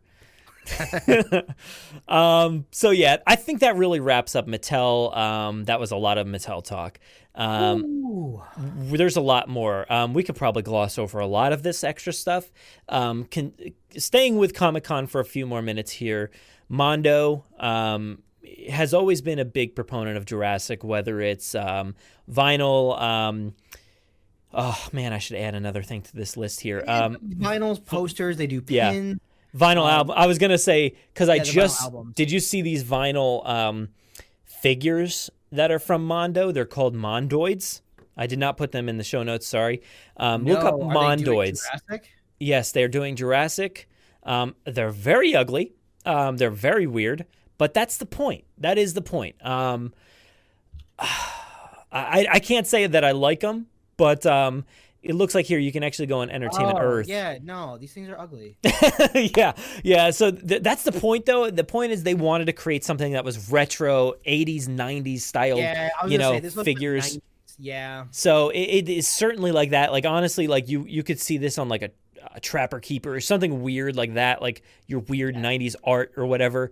It's basically like, it looks like these big, I think they're like Funko Pop style things, but they're not really that big. But they're these oversized looking heads that have like gooey, oozy green stuff like falling out of them or in the mouths or whatever. I don't understand because one eye on both of these figures is wide open and the other one's kind of like closed halfway. So that's a weird choice. But there's a T-Rex and there's a Velociraptor. So they're very weird.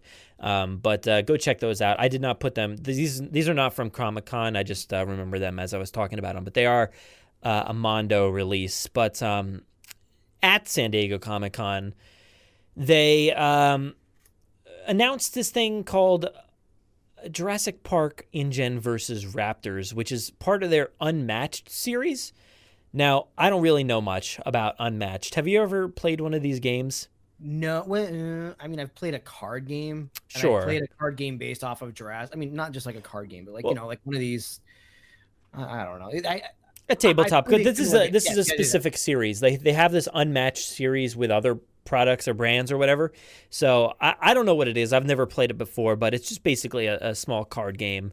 You can probably look up previous Unmatched Mondo. Actually, let me do that right now while we're doing this. But I'll give it a shot. I think I'm going to get this, and I'm going to give it a shot. I think they said there's an expansion coming at some point for this. I have no idea. I don't know exactly what you need So- to play. Like, I don't know if you'll need 2 sets of this to play. I don't can't think so. imagine No. So I'm looking at Battle of Legends Volume 1. This is a unmatched game. It's probably very similar, but it's basically a very small board. I don't know. It looks like a tad bigger than like an iPad or something like that. But it has these little miniature figures on there, a few small spaces, a few cards, and some other little, external pieces and stuff. But yeah, it's like a card game for like 2 people or something like that. I do have some details here somewhere. Mondo Games and Restoration Games have announced the next license to appear, blah, blah, blah. Jurassic Park. This is going to be late 2019. Sattler vs. T-Rex and Dr. Alan Grant's solo expansion. There you go. We'll expand the line in 2020. You can pit more of your favorites in combat against iconic dinosaurs from the 1993 film. As with all unmatched sets, the power to mix and match heroes and maps to create customized play experiences not only possible but encouraged. So I don't know what this is. I still have no idea what this is. But it's just essentially like a tabletop card game. And it's weird because I don't know if you remember, but they had the Chaos Gene. Mondo was announced this like a year or 2 ago. They talked about this big time. Yeah, it was like a big time tabletop game for Jurassic Park. But literally the last sentence of their like press release here is that Jurassic Unmatched releases will replace the previously announced Jurassic Park The Chaos Gene game, which is no longer in development. So we've been talking about that for a while. We've wondered for a while, where is this game? Like all these other tabletop games came out in the meantime, but not the Chaos Gene. So it's interesting. I guess they put all their development into this one instead. So I guess whatever this is, this Unmatched probably became a hit, and they're like, hey, let's just flip it over to this instead.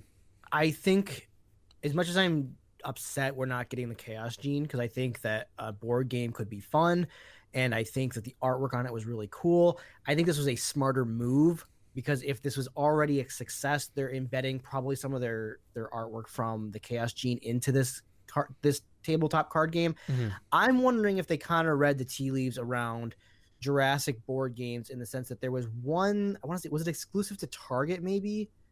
I don't think sold well. I'm not too sure. I don't think the Jurassic board games have ever been that good.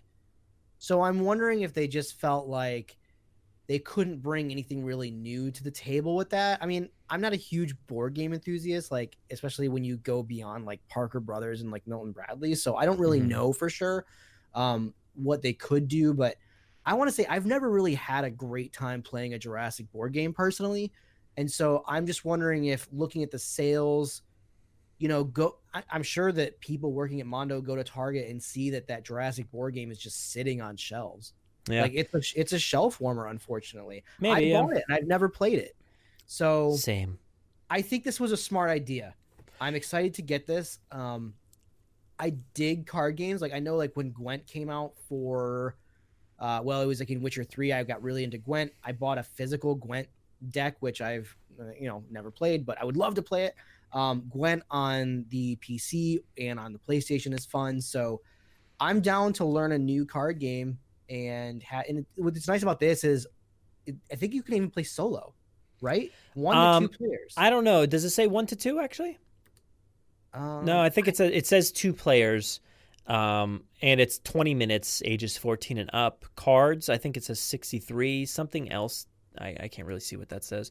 Well, for me, the real problem with board games is miniatures is 4 and 1 battlefield. Okay, even though that board games say between 2 and however many players, board games aren't to me that fun unless you have like 4 players. And I think getting 2 people together is a lot easier than getting 4 people together. So I'm totally down for this. Yeah, me and my wife have just like, busted out some theme park tabletop game, and we play that every now and then. This looks fun. I got to say, at least the artwork is really, really cool. You have like 3 raptors on the front that kind of resemble more Jurassic World style raptors, but you also have Muldoon. You have some like engine workers and stuff with guns, Jurassic Park logo, some Hydra looking thing up there. Oh no, I'm sorry. The raptor claws like in a circle. It looks like the Hydra symbol. And then there's like a raptor on the side as well. So it looks really cool. I'm excited for it. I'll definitely play it, but that's about all I know. There's a bigger press release. There's a lot of words. You can't ask me to read all this. No, don't read all this. Don't read all this. Also, Chronicle Collectibles. I know you've been itching to talk about them. They had Glenn McIntosh out there selling art at the booth. He was the Jurassic World animation supervisor. They also did display their Sick Trike set, which looks pretty cool. I think it looks pretty awesome. It features the Sick Trike in this, same situation you expect from the movie with Grant. It actually has Jerry Harding on there, which I was surprised about. You got Ellie, Lex, and Tim all crouching down there. It's pretty cool. Didn't Chronicle already do a Sick Triceratops that people were making fun of the foliage that was around it or something, saying it was like too thick or like banana leaves or something. I feel like there's already been a few of these. I gotta say, the thing that I'm really excited for with Chronicle. Can we just move on? Like, do you have anything to say about this Triceratops? I think it looks great. It looks great. It looks great. That's about it. It looks great. Holy crap! Bring on the 6-scale figures. I cannot wait. Yeah, they man. Originally brought out this Alan Grant. I want to say, was there a Ian Malcolm at one point that they did? I don't know. I think so. Anyway, they said that they had canceled those, and they had canceled those to probably move more into the statues. But the Alan Grant is back, and he still looks kind of weird, but I'll still end up getting him because I'm a big 6-scale figure fan. I love Hot Toys. I have maybe a couple Sideshow 6-scale figures.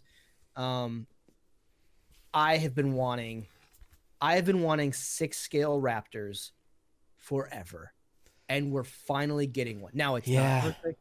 It's not perfect, but man, it's cool. The only thing that could have made this any better was if they would have shown if the jaw hinges moved to open its mouth. I can't imagine that it doesn't. But in this particular image that they released, or people were getting from Comic-Con, the mouth is closed. But man, this thing looks awesome. I cannot wait.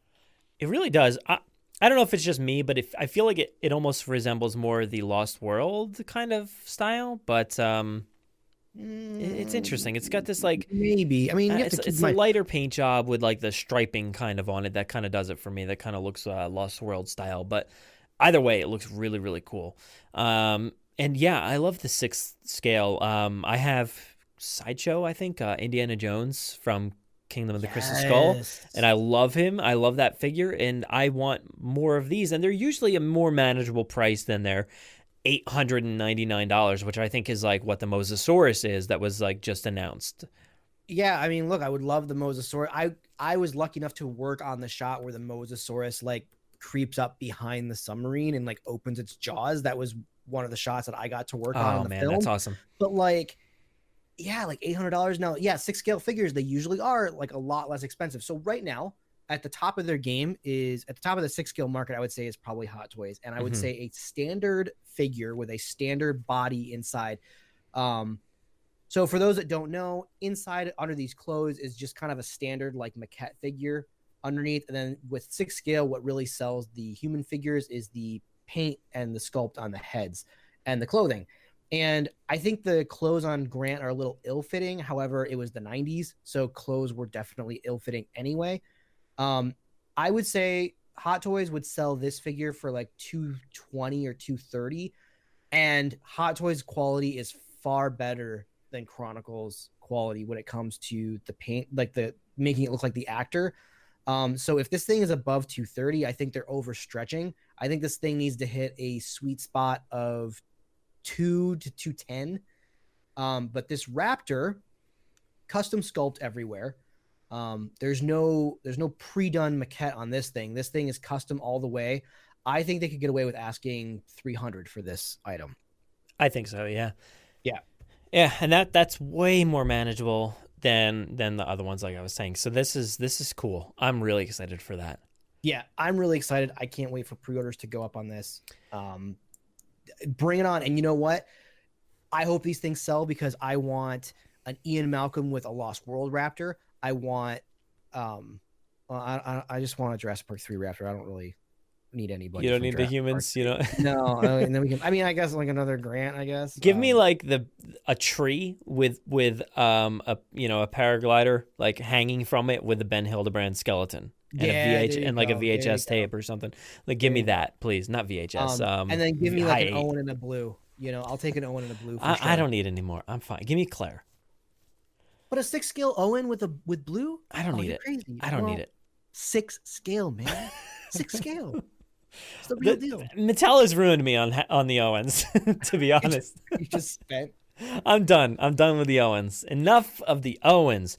So that was about it, I think, from Chronicle. I might be missing something, but the Chronicle stuff kind of went under the radar, I feel like. Well, and I think the reasoning that Chronicle goes under the radar, they're in big trouble when it comes to Prime 1. We can just gloss over Prime 1. Sure. Yeah, I had that for later on, but let's just do it real quick. I know later on, but I think they're one-to-one comparisons, and I think Prime 1 knocks it out of the park. I guess no pun intended. Their Dilophosaurus is, I think, more accurate than Chronicles. Their Stygimoloch breaking through the wall looks fantastic. Oh, that looks so good. That was such a surprise. I didn't expect to see something like that. That was really good. Their T-Rex Rotunda sequence is not screen accurate, but it's all the best parts of that scene in one display. Very reminiscent of what Sideshow did maybe 10 years ago. Of course, I think this will be better than the Sideshow one. Didn't Chronicle just do this too? Sorry, what? Didn't Chronicle just do this one as well? Yeah, but like, come on, this is better. I know, and I remember like analyzing it. I'm like, I don't know. It doesn't really look all that good to me, but this one looks pretty darn cool. Like you said, it's definitely a little hyper like realistic. I think just a tad like color wise and stuff like that. I love the sign, laid in there and how brutal it looks. Like it looks so brutal with that coloring and you see that raptor on the ground all bloody and everything. It looks really, really cool. Yeah, Prime 1 is killing it. I love when they release the photos of them doing quality check at their warehouse because they take all of the dinosaurs out of the boxes and they just line them up in a row. And in one photo, you can see thousands of dollars of merchandise. Yeah. I like those photos. It goes out to consumers. It's amazing. Yeah, Prime 1 is killing it with this franchise. I recently just got the baby raptors and I love those figures. But again, those didn't have to be photoreal. We don't have movie reference for Jurassic Park baby raptors. All we have is the Crash McCreary black and white image. And so with what Chronicle delivered for that price point, that was absolutely fantastic. I'm really upset that I didn't have the time to do a review for the podcast because I think we kind of trashed on them a little bit with the Breakout Rex and the baby raptors. They completely redeemed themselves with those figures. But nice. Yeah, I think that's good. I think overall, I think Prime 1 is kind of kicking their butts, and maybe that's why the 6 scale is coming back at Chronicle. Yeah. Well, is that it? That was about it, I think, from Prime 1. Yeah, I just had those 3 things listed out there. So yeah, they're killing it. And it is kind of confusing. You mentioned those like banana leaves or whatever on the sick trike. Between Prime 1, something... Iron Studios, yeah. And Chronicle, it's just like, I never know who's creating what. And then you have like websites like Sideshow that are like...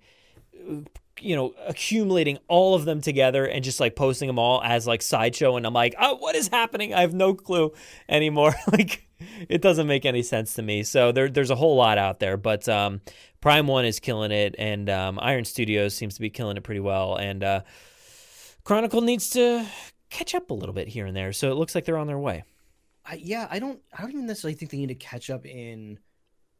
I mean, look, art is art. It's all subjective anyway. Like whether or not you think it's fantastic or you think it's crummy, that's in the eye of the consumer. Sure. But I do think that for where they're at price point wise, I think that Chronicle could maybe come down a little bit, just based on the fact that there is kind of a stigma, just based off of the Breakout Rex and the Stegosaurus that they produce. I really, really want the Chronicle Pachycephalosaurus and the Chronicle Parasaurolophus, but one, I don't have any more money. I'm like out. And then, two, I don't trust Exactly the photorealism from them. People don't want to take a chance. All the prototypes and all these images that they release look incredible. If that's what you got, it's totally worth it. But when it shows up at your house and you unbox it and you're like, well, it looks like somebody lazily painted this. The sculpt's fine. Everything's good about that, but it just looks, the paint job wise is never up to par. And I don't think people trust it, to be honest, at this point. Some people are diehards. They'll buy every one of them. But I can't trust that, especially when I'm not like an avid, like big time statue collector. I can't waste my money on something that might not look good. Right. So that's not my thing. But I think that wraps up the statues, at least. Oh, yeah, now. Sure. We don't need to dwell too long on those. I mean, 40 minutes on Mattel, 10 minutes on statues. I think that seems about right. Yeah. Let's move on here to our spotlight. And we have a good spotlight this week, I think. So also at San Diego Comic-Con, I don't know if you guys follow Her Universe at all, but it's an Ashley Eckstein I guess, line of clothing and products and stuff like that. Her Universe is her company. Ashley Eckstein plays Ahsoka Tano on Star Wars, The Clone Wars. Okay. Ahsoka is my favorite character in Star Wars ever. So Ashley's awesome. She's like such an enthusiastic, person when it comes to Star Wars and fashion and stuff like that, and creating Her Universe, a line of essentially Star Wars clothes for girls, because like that was really pretty non-existent for many, many years. So Her Universe comes around, and now they have a fashion show at San Diego Comic-Con. It's the 6th annual Her Universe fashion show, and they actually did it's like a contest, I guess, as well. So Adria Renee is our spotlight today here, and so she created a Jurassic Park outfit here. Look, we're not really the ones to talk about fashion and stuff like that, but so this is I don't know if we're more interesting to hear talk about fashion or Toronto Raptors. I'm not really sure. Yeah, but so let's get professional on this one. I really dig this scarf. Well, is it a scarf or is it a cape? Because I'm kind of, I don't really know, and I don't mean that like to be cape? Yeah, I wasn't sure if it was attached, because there's this I guess it's not. I guess it's not attached. Women call them capes. No, I literally thought it was attached to the clothes. Not. I don't know. Would you call it an attached scarf? Just a scarf? Is this a shawl? Is a shawl? Yeah, maybe a shawl. That's the right one. There we go. Is that the right word? That might be the right. We need Jen. Jen, come tell us. Yeah. But this, I dig it. It looks the dress on this woman looks very nice. No, we're only poking fun at our own abilities to discuss these things, because we are not fashion award winners, but Adria Renee is, and she created this Isla Nublar inspired outfit, and it's incredible. It's got what looks to be raptors on the front in the jungle, or at least just a bunch of ferns and stuff like that all over the midsection of this this dress, and it also came with like this awesome like purse that says "Clever Girl" on there. It's got the T-Rex and some more plants, stuff like that going on there. And yeah, you're right. This shawl, as we call it in the fashion industry, I think. That thing's really, really cool, dude. Like, it is awesome. It's when just dinosaurs ruled the earth. Man. Yeah, it's really cool. This is really neat in the sense that it's the floral design on this is actually just very beautiful in general. Mm-hmm. And then it's got that nerdy hint of Jurassic, especially like on the back. There's like the T-Rex, kind of poking through the ferns. This reminds me of if Jurassic Park were real, right? And I always like to kind of do like in-world analysis. I feel like this is something that you could actually buy at Jurassic Park if it was real. Yes, for sure. They're always going to have shirts with the logo on it like you get at Universal Studios, but I feel like the real Jurassic Park or Jurassic World would also have like men and women's clothes that were kind of vacation-y. Like I went to Alani couple years ago, and they had like nicer clothes, but they also had like a hint of that Disney like touch to it. Well, And that's Disney's exactly the what it perfect, is. yeah, Disney's the perfect example because in their shops and stores, specifically like what do you call it? I'm blanking on the name, but there's like a specific shop down in like Disney Springs that sells all these like artist trendy created, yeah. Yeah. Man, I'm blanking on it. It's literally my like favorite store down there. D Street? Is it D Street? No, It's it's the oh man, I just had it, but I forget.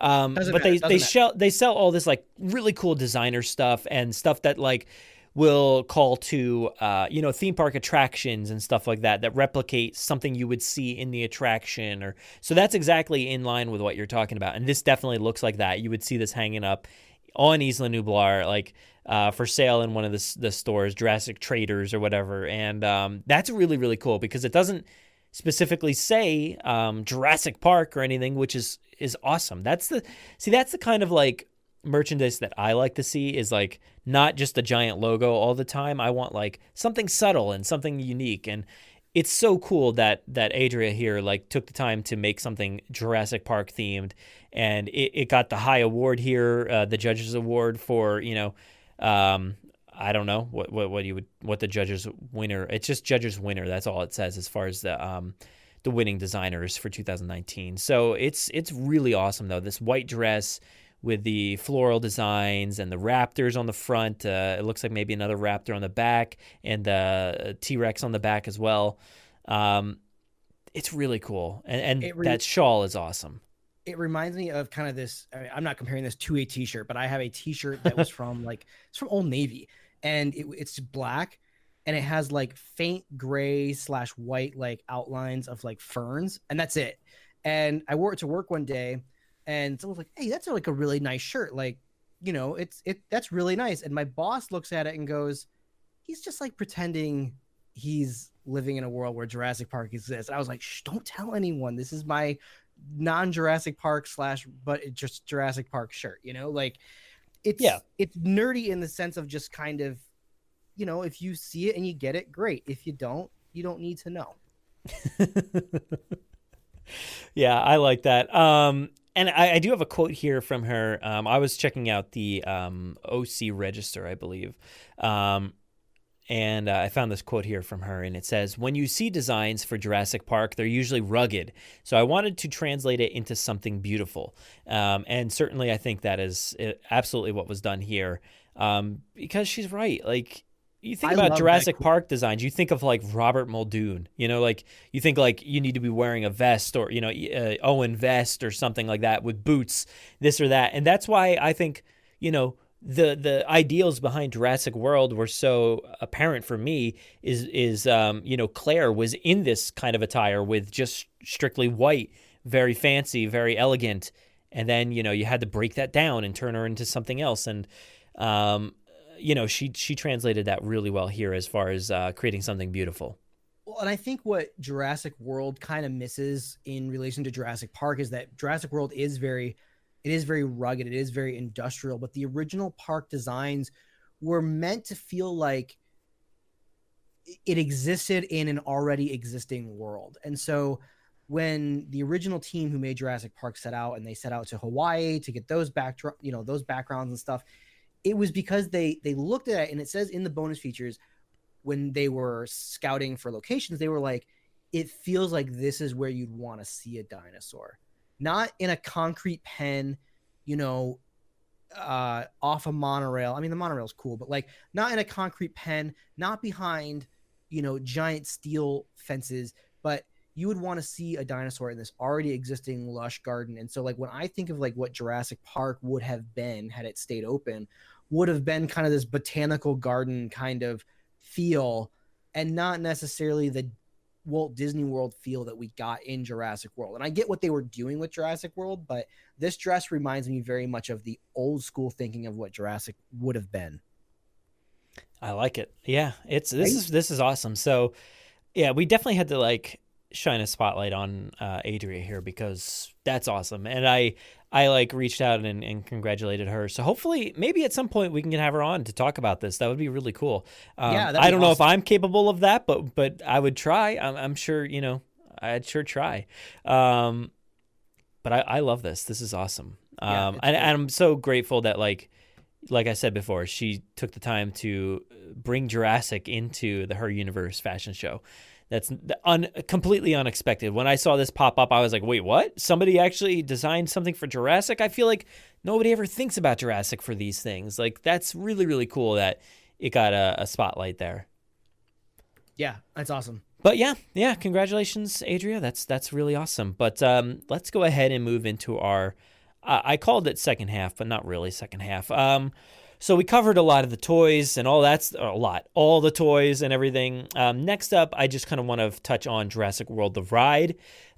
So in the time that we've discussed since obviously the last year when we recorded last, even though it's only been a month, Jurassic World, the ride opened up for soft openings, and all kinds of stuff, was seen from the ride. And then like about a week later, it opened up officially. And they, literally how they opened it up was they just shot out an email, and it was a press release, and it says, "We're open. This is it. It's official." Pomp and circumstance. Yeah. So let's light it up. Let's send out an email. Yeah, so that was very, very confusing, a little confusing, especially because the soft opening was only like about a week.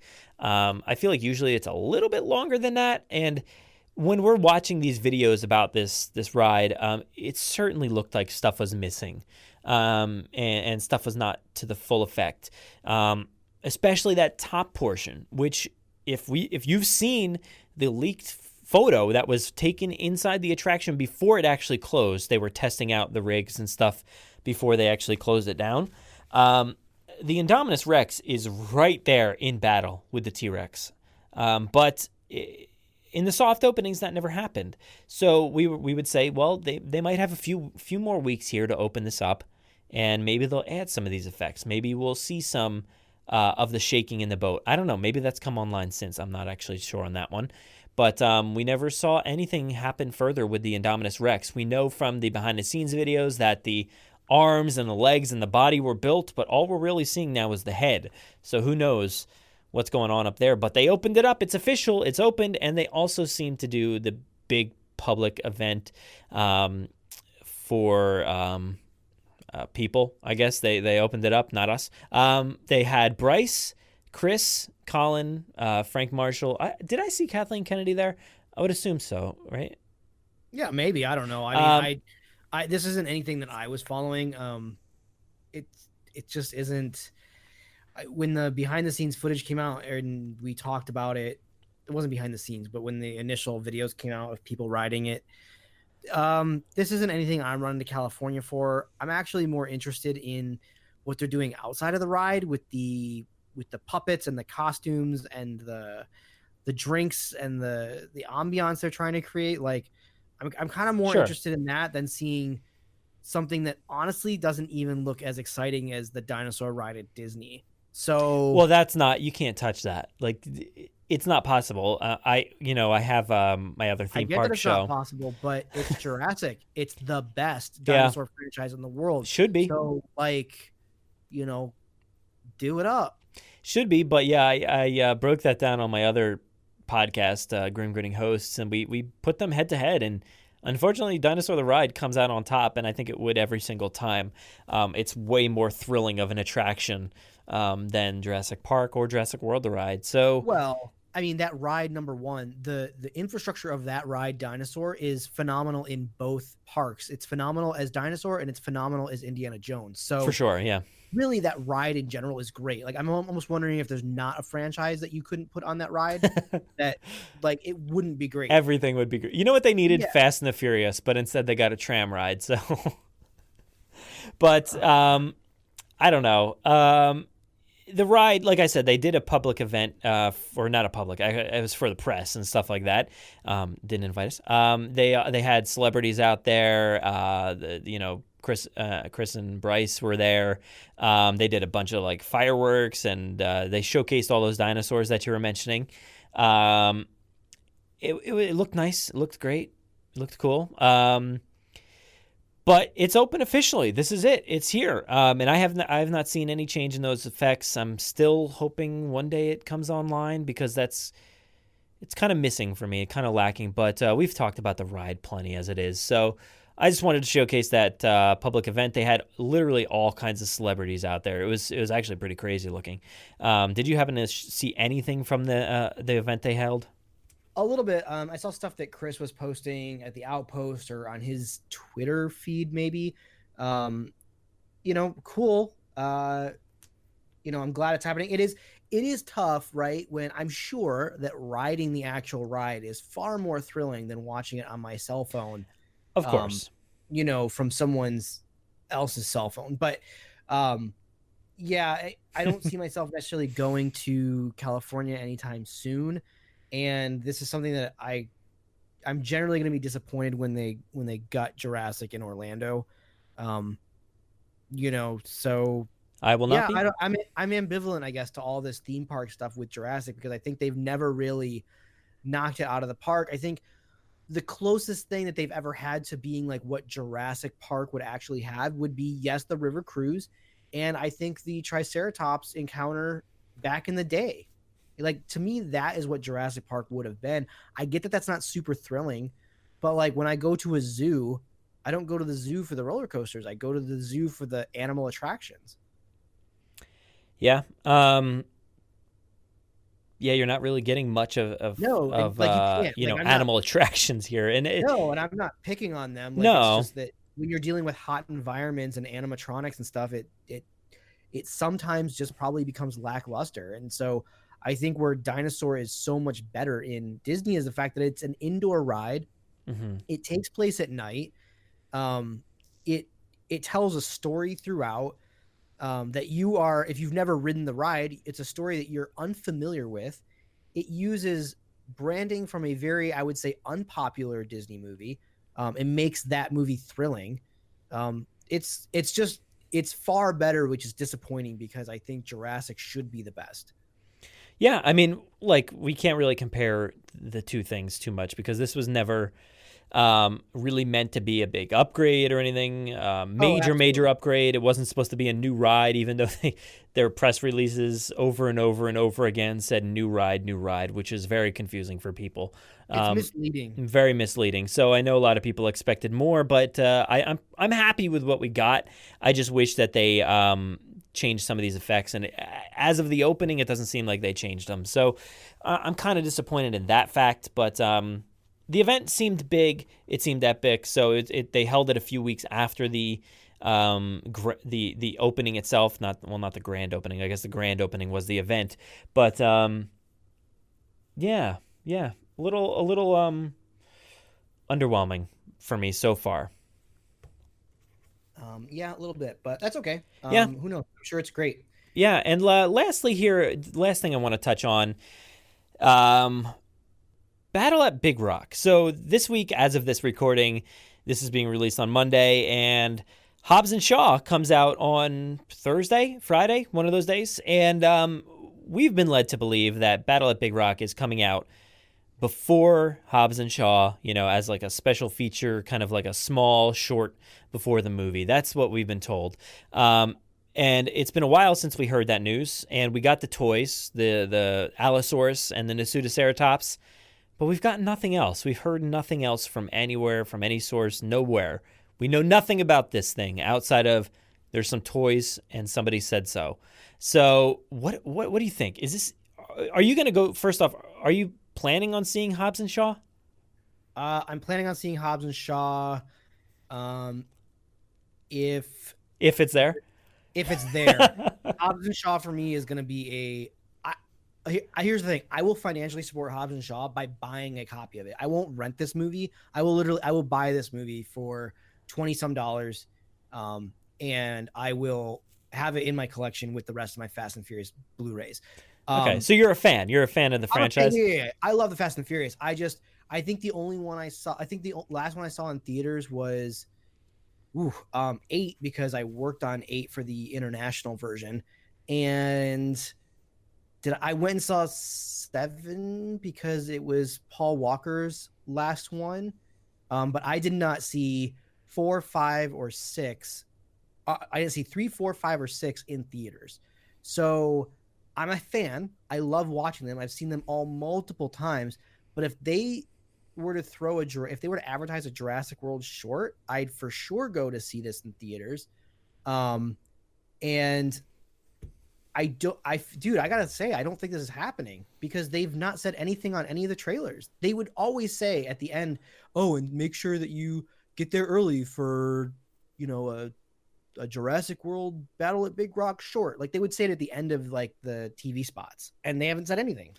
Yeah, I feel like that's really, really weird. I don't think this is happening. I'm nervous that it's not happening.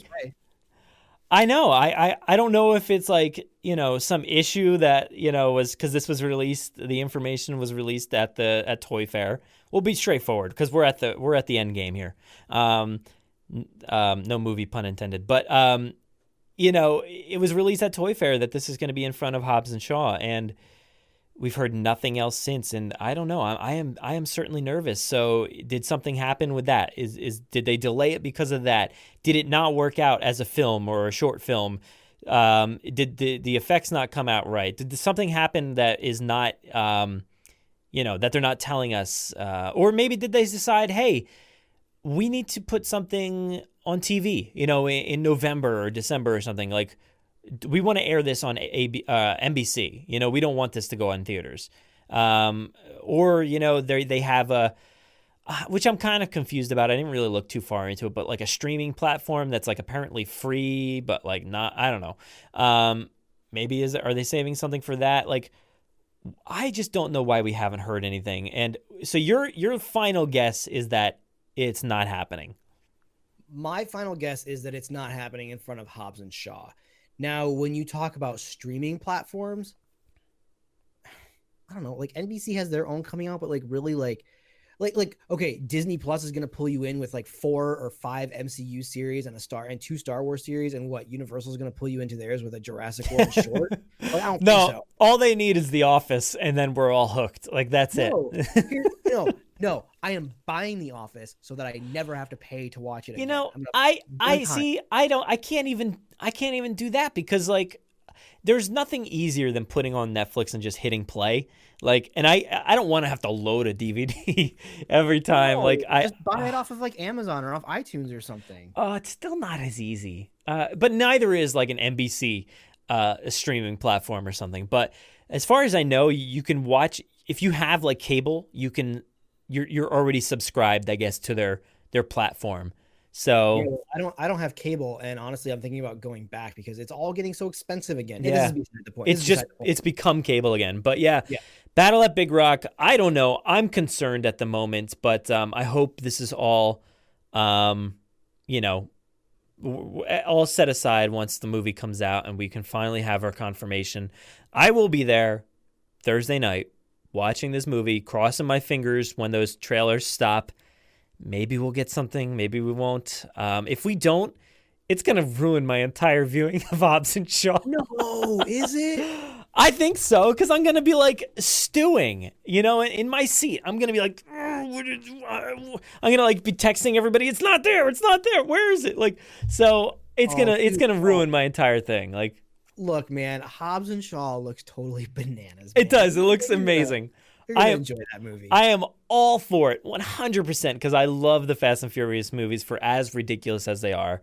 But they're amazing. So I am totally pumped for that movie alone. I know a lot of people are saying the only reason I'm going to go to see this movie is because of this thing. So, hey, they got the word out there. If they pulled the rug out from under us, they got a whole lot of Jurassic fans in the theater. So every Jurassic fan knows at this point that it could be showing up. So it's interesting. Buyer beware, like, maybe wait a day to go see Hobbs and Shaw to find out. I guess so, yeah. If you're not a Fast and Furious fan, I guess you're probably waiting, or maybe not. I don't know. I mean, who knows? But I have no faith. I'm gonna stick with you and say it's not happening. Is there any way that Battle of Big Rock could have been like a working title for Camp Jurassic? Or wait, is it Camp Jurassic? Camp Cretaceous? No, I don't think so, because like it literally went all the way to the toy boxes. Like, like that's so weird. I don't know. It's so weird. I don't think so. So who knows? Who knows? We'll find But out. I'm We're gonna interested find out. for sure. I'm interested. But yeah, that wraps it up. I mean, it was a pretty standard length episode there, just about 2 hours. So Pretty. we standard covered. length. Yeah, Lots of we Mattel talk as usual, but I think we got a few extra things in there this time around. yeah we've kind of like, I think last time we mostly stayed away from it, if I remember correctly. But we of course had to cover all the Mattel stuff and toys and whatnot and everything released at Comic-Con. So that's it. Anything else you need to add for today's Jurassic Wire? No. When does this come out? Monday, whatever day that is. Monday the 29th? 29th, yes. No, I don't have anything to announce. Okay. You can follow me at Aaron D. Beyer on Twitter. Yeah, that's it. All right. Well, thank you for joining me. And that's it? That's the only spot you want us to follow you? You don't want us to see anything else? What else is there? I don't know. You usually say I feel like something else, right? Or no? Oh, Well, you I say just- IMDb. You're like, go check out my movies. Oh, I gave up on IMDb, you guys. Come on, like, I've been saying for like a solid year, like, oh, I'll update it. Oh, that's right. Yeah. I'm never updating that thing. I'm too busy. All right, man. Well, you stay busy. Thank you so much for joining me, and we'll hear from you next month. Yeah, man. Have a good month. Take it easy.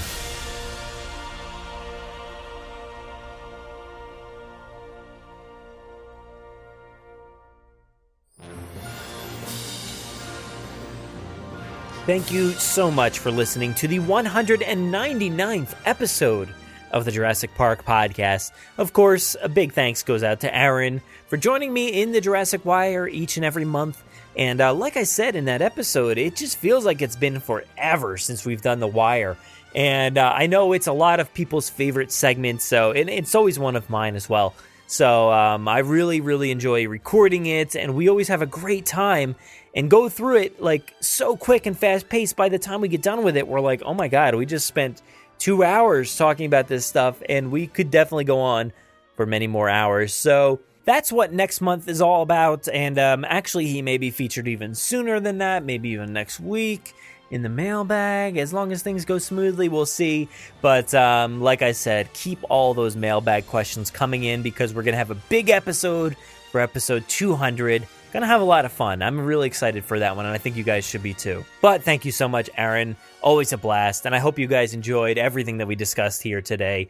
And yeah, we're gonna go ahead and move into the reviews. So as I try to do each and every episode, I try to focus on somebody who took the time out to review the Jurassic Park podcast over on Apple Podcasts. That is our number one source for reviews, and you know, for people to search out for podcasts Jurassic-wise and see all the incredible reviews out there, the 5-star reviews that you've all been leaving for us, and especially writing. So if you guys have been writing reviews, we will be featuring them here in this part of the show. And I think a lot of people are having fun with it, noticing their own reviews being read, remembering that they wrote these things maybe years ago, or just writing something hilarious that maybe you guys need me to read out loud for some odd reason. But I'm going to do it again today here. Our first one, or the only one I'm going to read here this week, is from Raptor Squad 4. And it says, it's a dinosaur. It's really helped with the news that it has and the Easter eggs. So that was the review right there. It is a dinosaur podcast, I guess you could say, and it certainly, I think we do help out with the news here and there. And there's plenty of Easter eggs to be heard in and out of each episode. And yeah, so the news portion is something that I always sort of struggle with the news portion, because we're a weekly podcast, and unless we do a breaking news style episode where, you know, you just hear it as soon as it happens, most of the time it's like a week late or something like that. So, for instance, today is the release day, at least Monday, and as soon as this episode's released, everything's old news. So, if something happens today on a Monday, if you're listening to this on a Tuesday, this makes no sense. But if you're listening to this on Monday when it's released and big news pops up, we're not talking about it until next Monday. So it's all old news by then. And it's funny, like, the stuff that happened in this episode where me and Aaron were, kind of talking about our struggles with John Hammond. And then mid-episode, it's like, oh, guys, guess what? You can buy this thing on Entertainment Earth. And and then things change very, very rapidly, even while we're recording. So breaking news and talking about any kind of news is always so interesting for me because I always wonder if you guys care about the news. We do always have the news segment whenever new stuff is happening. Usually with the Wire episodes, we kind of skip over that. Or if the episodes are like 2 hours, we're like, I'm not going to give you the news this week, sorry. I hope you guys appreciate hearing the news, even if it is old news to you guys, because there are people that at least have never heard of it. They may never have known that, you could buy this figure here or there, or realize that something, happened as far as the production schedule is concerned, or something like that. So I try to relay it and try to make it fresh, at least for those who have already heard it, and those certainly who have not heard it at all. So thank you for bearing with me and all that. And of course, these Easter eggs, if I'm laying Easter eggs throughout the episodes, it's either something funny we talked about previously, or things scattered throughout the films or the attractions or anything. So I love everything that we cover, whether it's our own Easter eggs or Jurassic Easter eggs. So thank you very much, Raptor Squad 4, for that review. Like I said, if you guys leave your reviews, I will read them here and have fun with them and try to figure out a way to answer them. Pretty much kind of like mailbag style, where I just literally have no clue what's going to come out of my mouth at any point in time. But this is one of those weeks. I know a lot of people are still concerned about Battle at Big Rock and stuff like that. So please, this week, take some time to just step back and breathe if necessary. If things don't go the way you hope, we never know. But it's pertinent that you guys just take a step back. If you have something mean or nasty to say, or if you're very, very angry about, upcoming things that are happening or not, just breathe. And I know it's frustrating, and I know things are tough sometimes to deal with in fan communities, but take this week to practice some restraint and, take a second to think about exactly your frustrations and things that are going on, whether it's stuff like the Hammond or Battle at Big Rock. Who knows? If you guys have something to say, just take a breather, type it out slowly, and think, do I want to be known for this?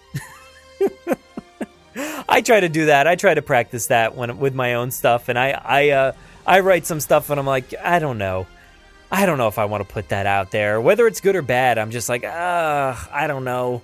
I struggle. I tweet a lot, and I still struggle. I'm like, oh, man, maybe I shouldn't write that one. But I hope everybody takes a second to just chill and just have a good time, because this fandom is great, as always. And I think there's a lot of really, really good people out there, some amazing fans and people that really are fun to interact with. And I want to keep that fun going. So just be patient with any Jurassic news that may or may not happen this week. And, if it's toys, figures being released or not, or theme park things happening or not, or short films happening or not, just have fun with it. All right. And we'll get everything we want eventually. So again, thank you so much for listening to this episode. And I'm going to go ahead and roll the outro. Saddle up. Let's get this movable feast underway. Please give us a follow on Twitter at Jurassic Park Pod, and myself at Brad Jost. Also on Facebook and Instagram at Jurassic Park Podcast. Don't forget to join the Jurassic Park Podcast group on Facebook. You can listen to us on Apple Podcasts, Google Play, Spotify, YouTube, our website, or wherever else podcasts are found. So please be sure to subscribe. Also, don't miss our toy hunts and reviews, in-depth bonus content, live streams, gameplay, events and theme park coverage, and so much more on our YouTube channel. If you haven't already, please leave us a 5-star review on Apple Podcasts. We will read your reviews at the end of every episode, so please be sure to spare no expense. Don't miss us on the web at JurassicParkPodcast.com, where you'll find today's episode show notes, wonderful articles, bios from our contributors, and so much more. If you want to get a hold of us, you can fill out the contact form on our website or email us, JurassicParkPod@gmail.com. We're always looking for new segments, contributors, mailbag submissions, or anybody who just wants to say hello. Feel free to call our voicemail line at any time to leave us a message. That number is 732-825-7763.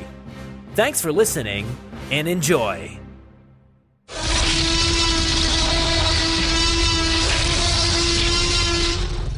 5 minutes. Drop what you're doing and leave now.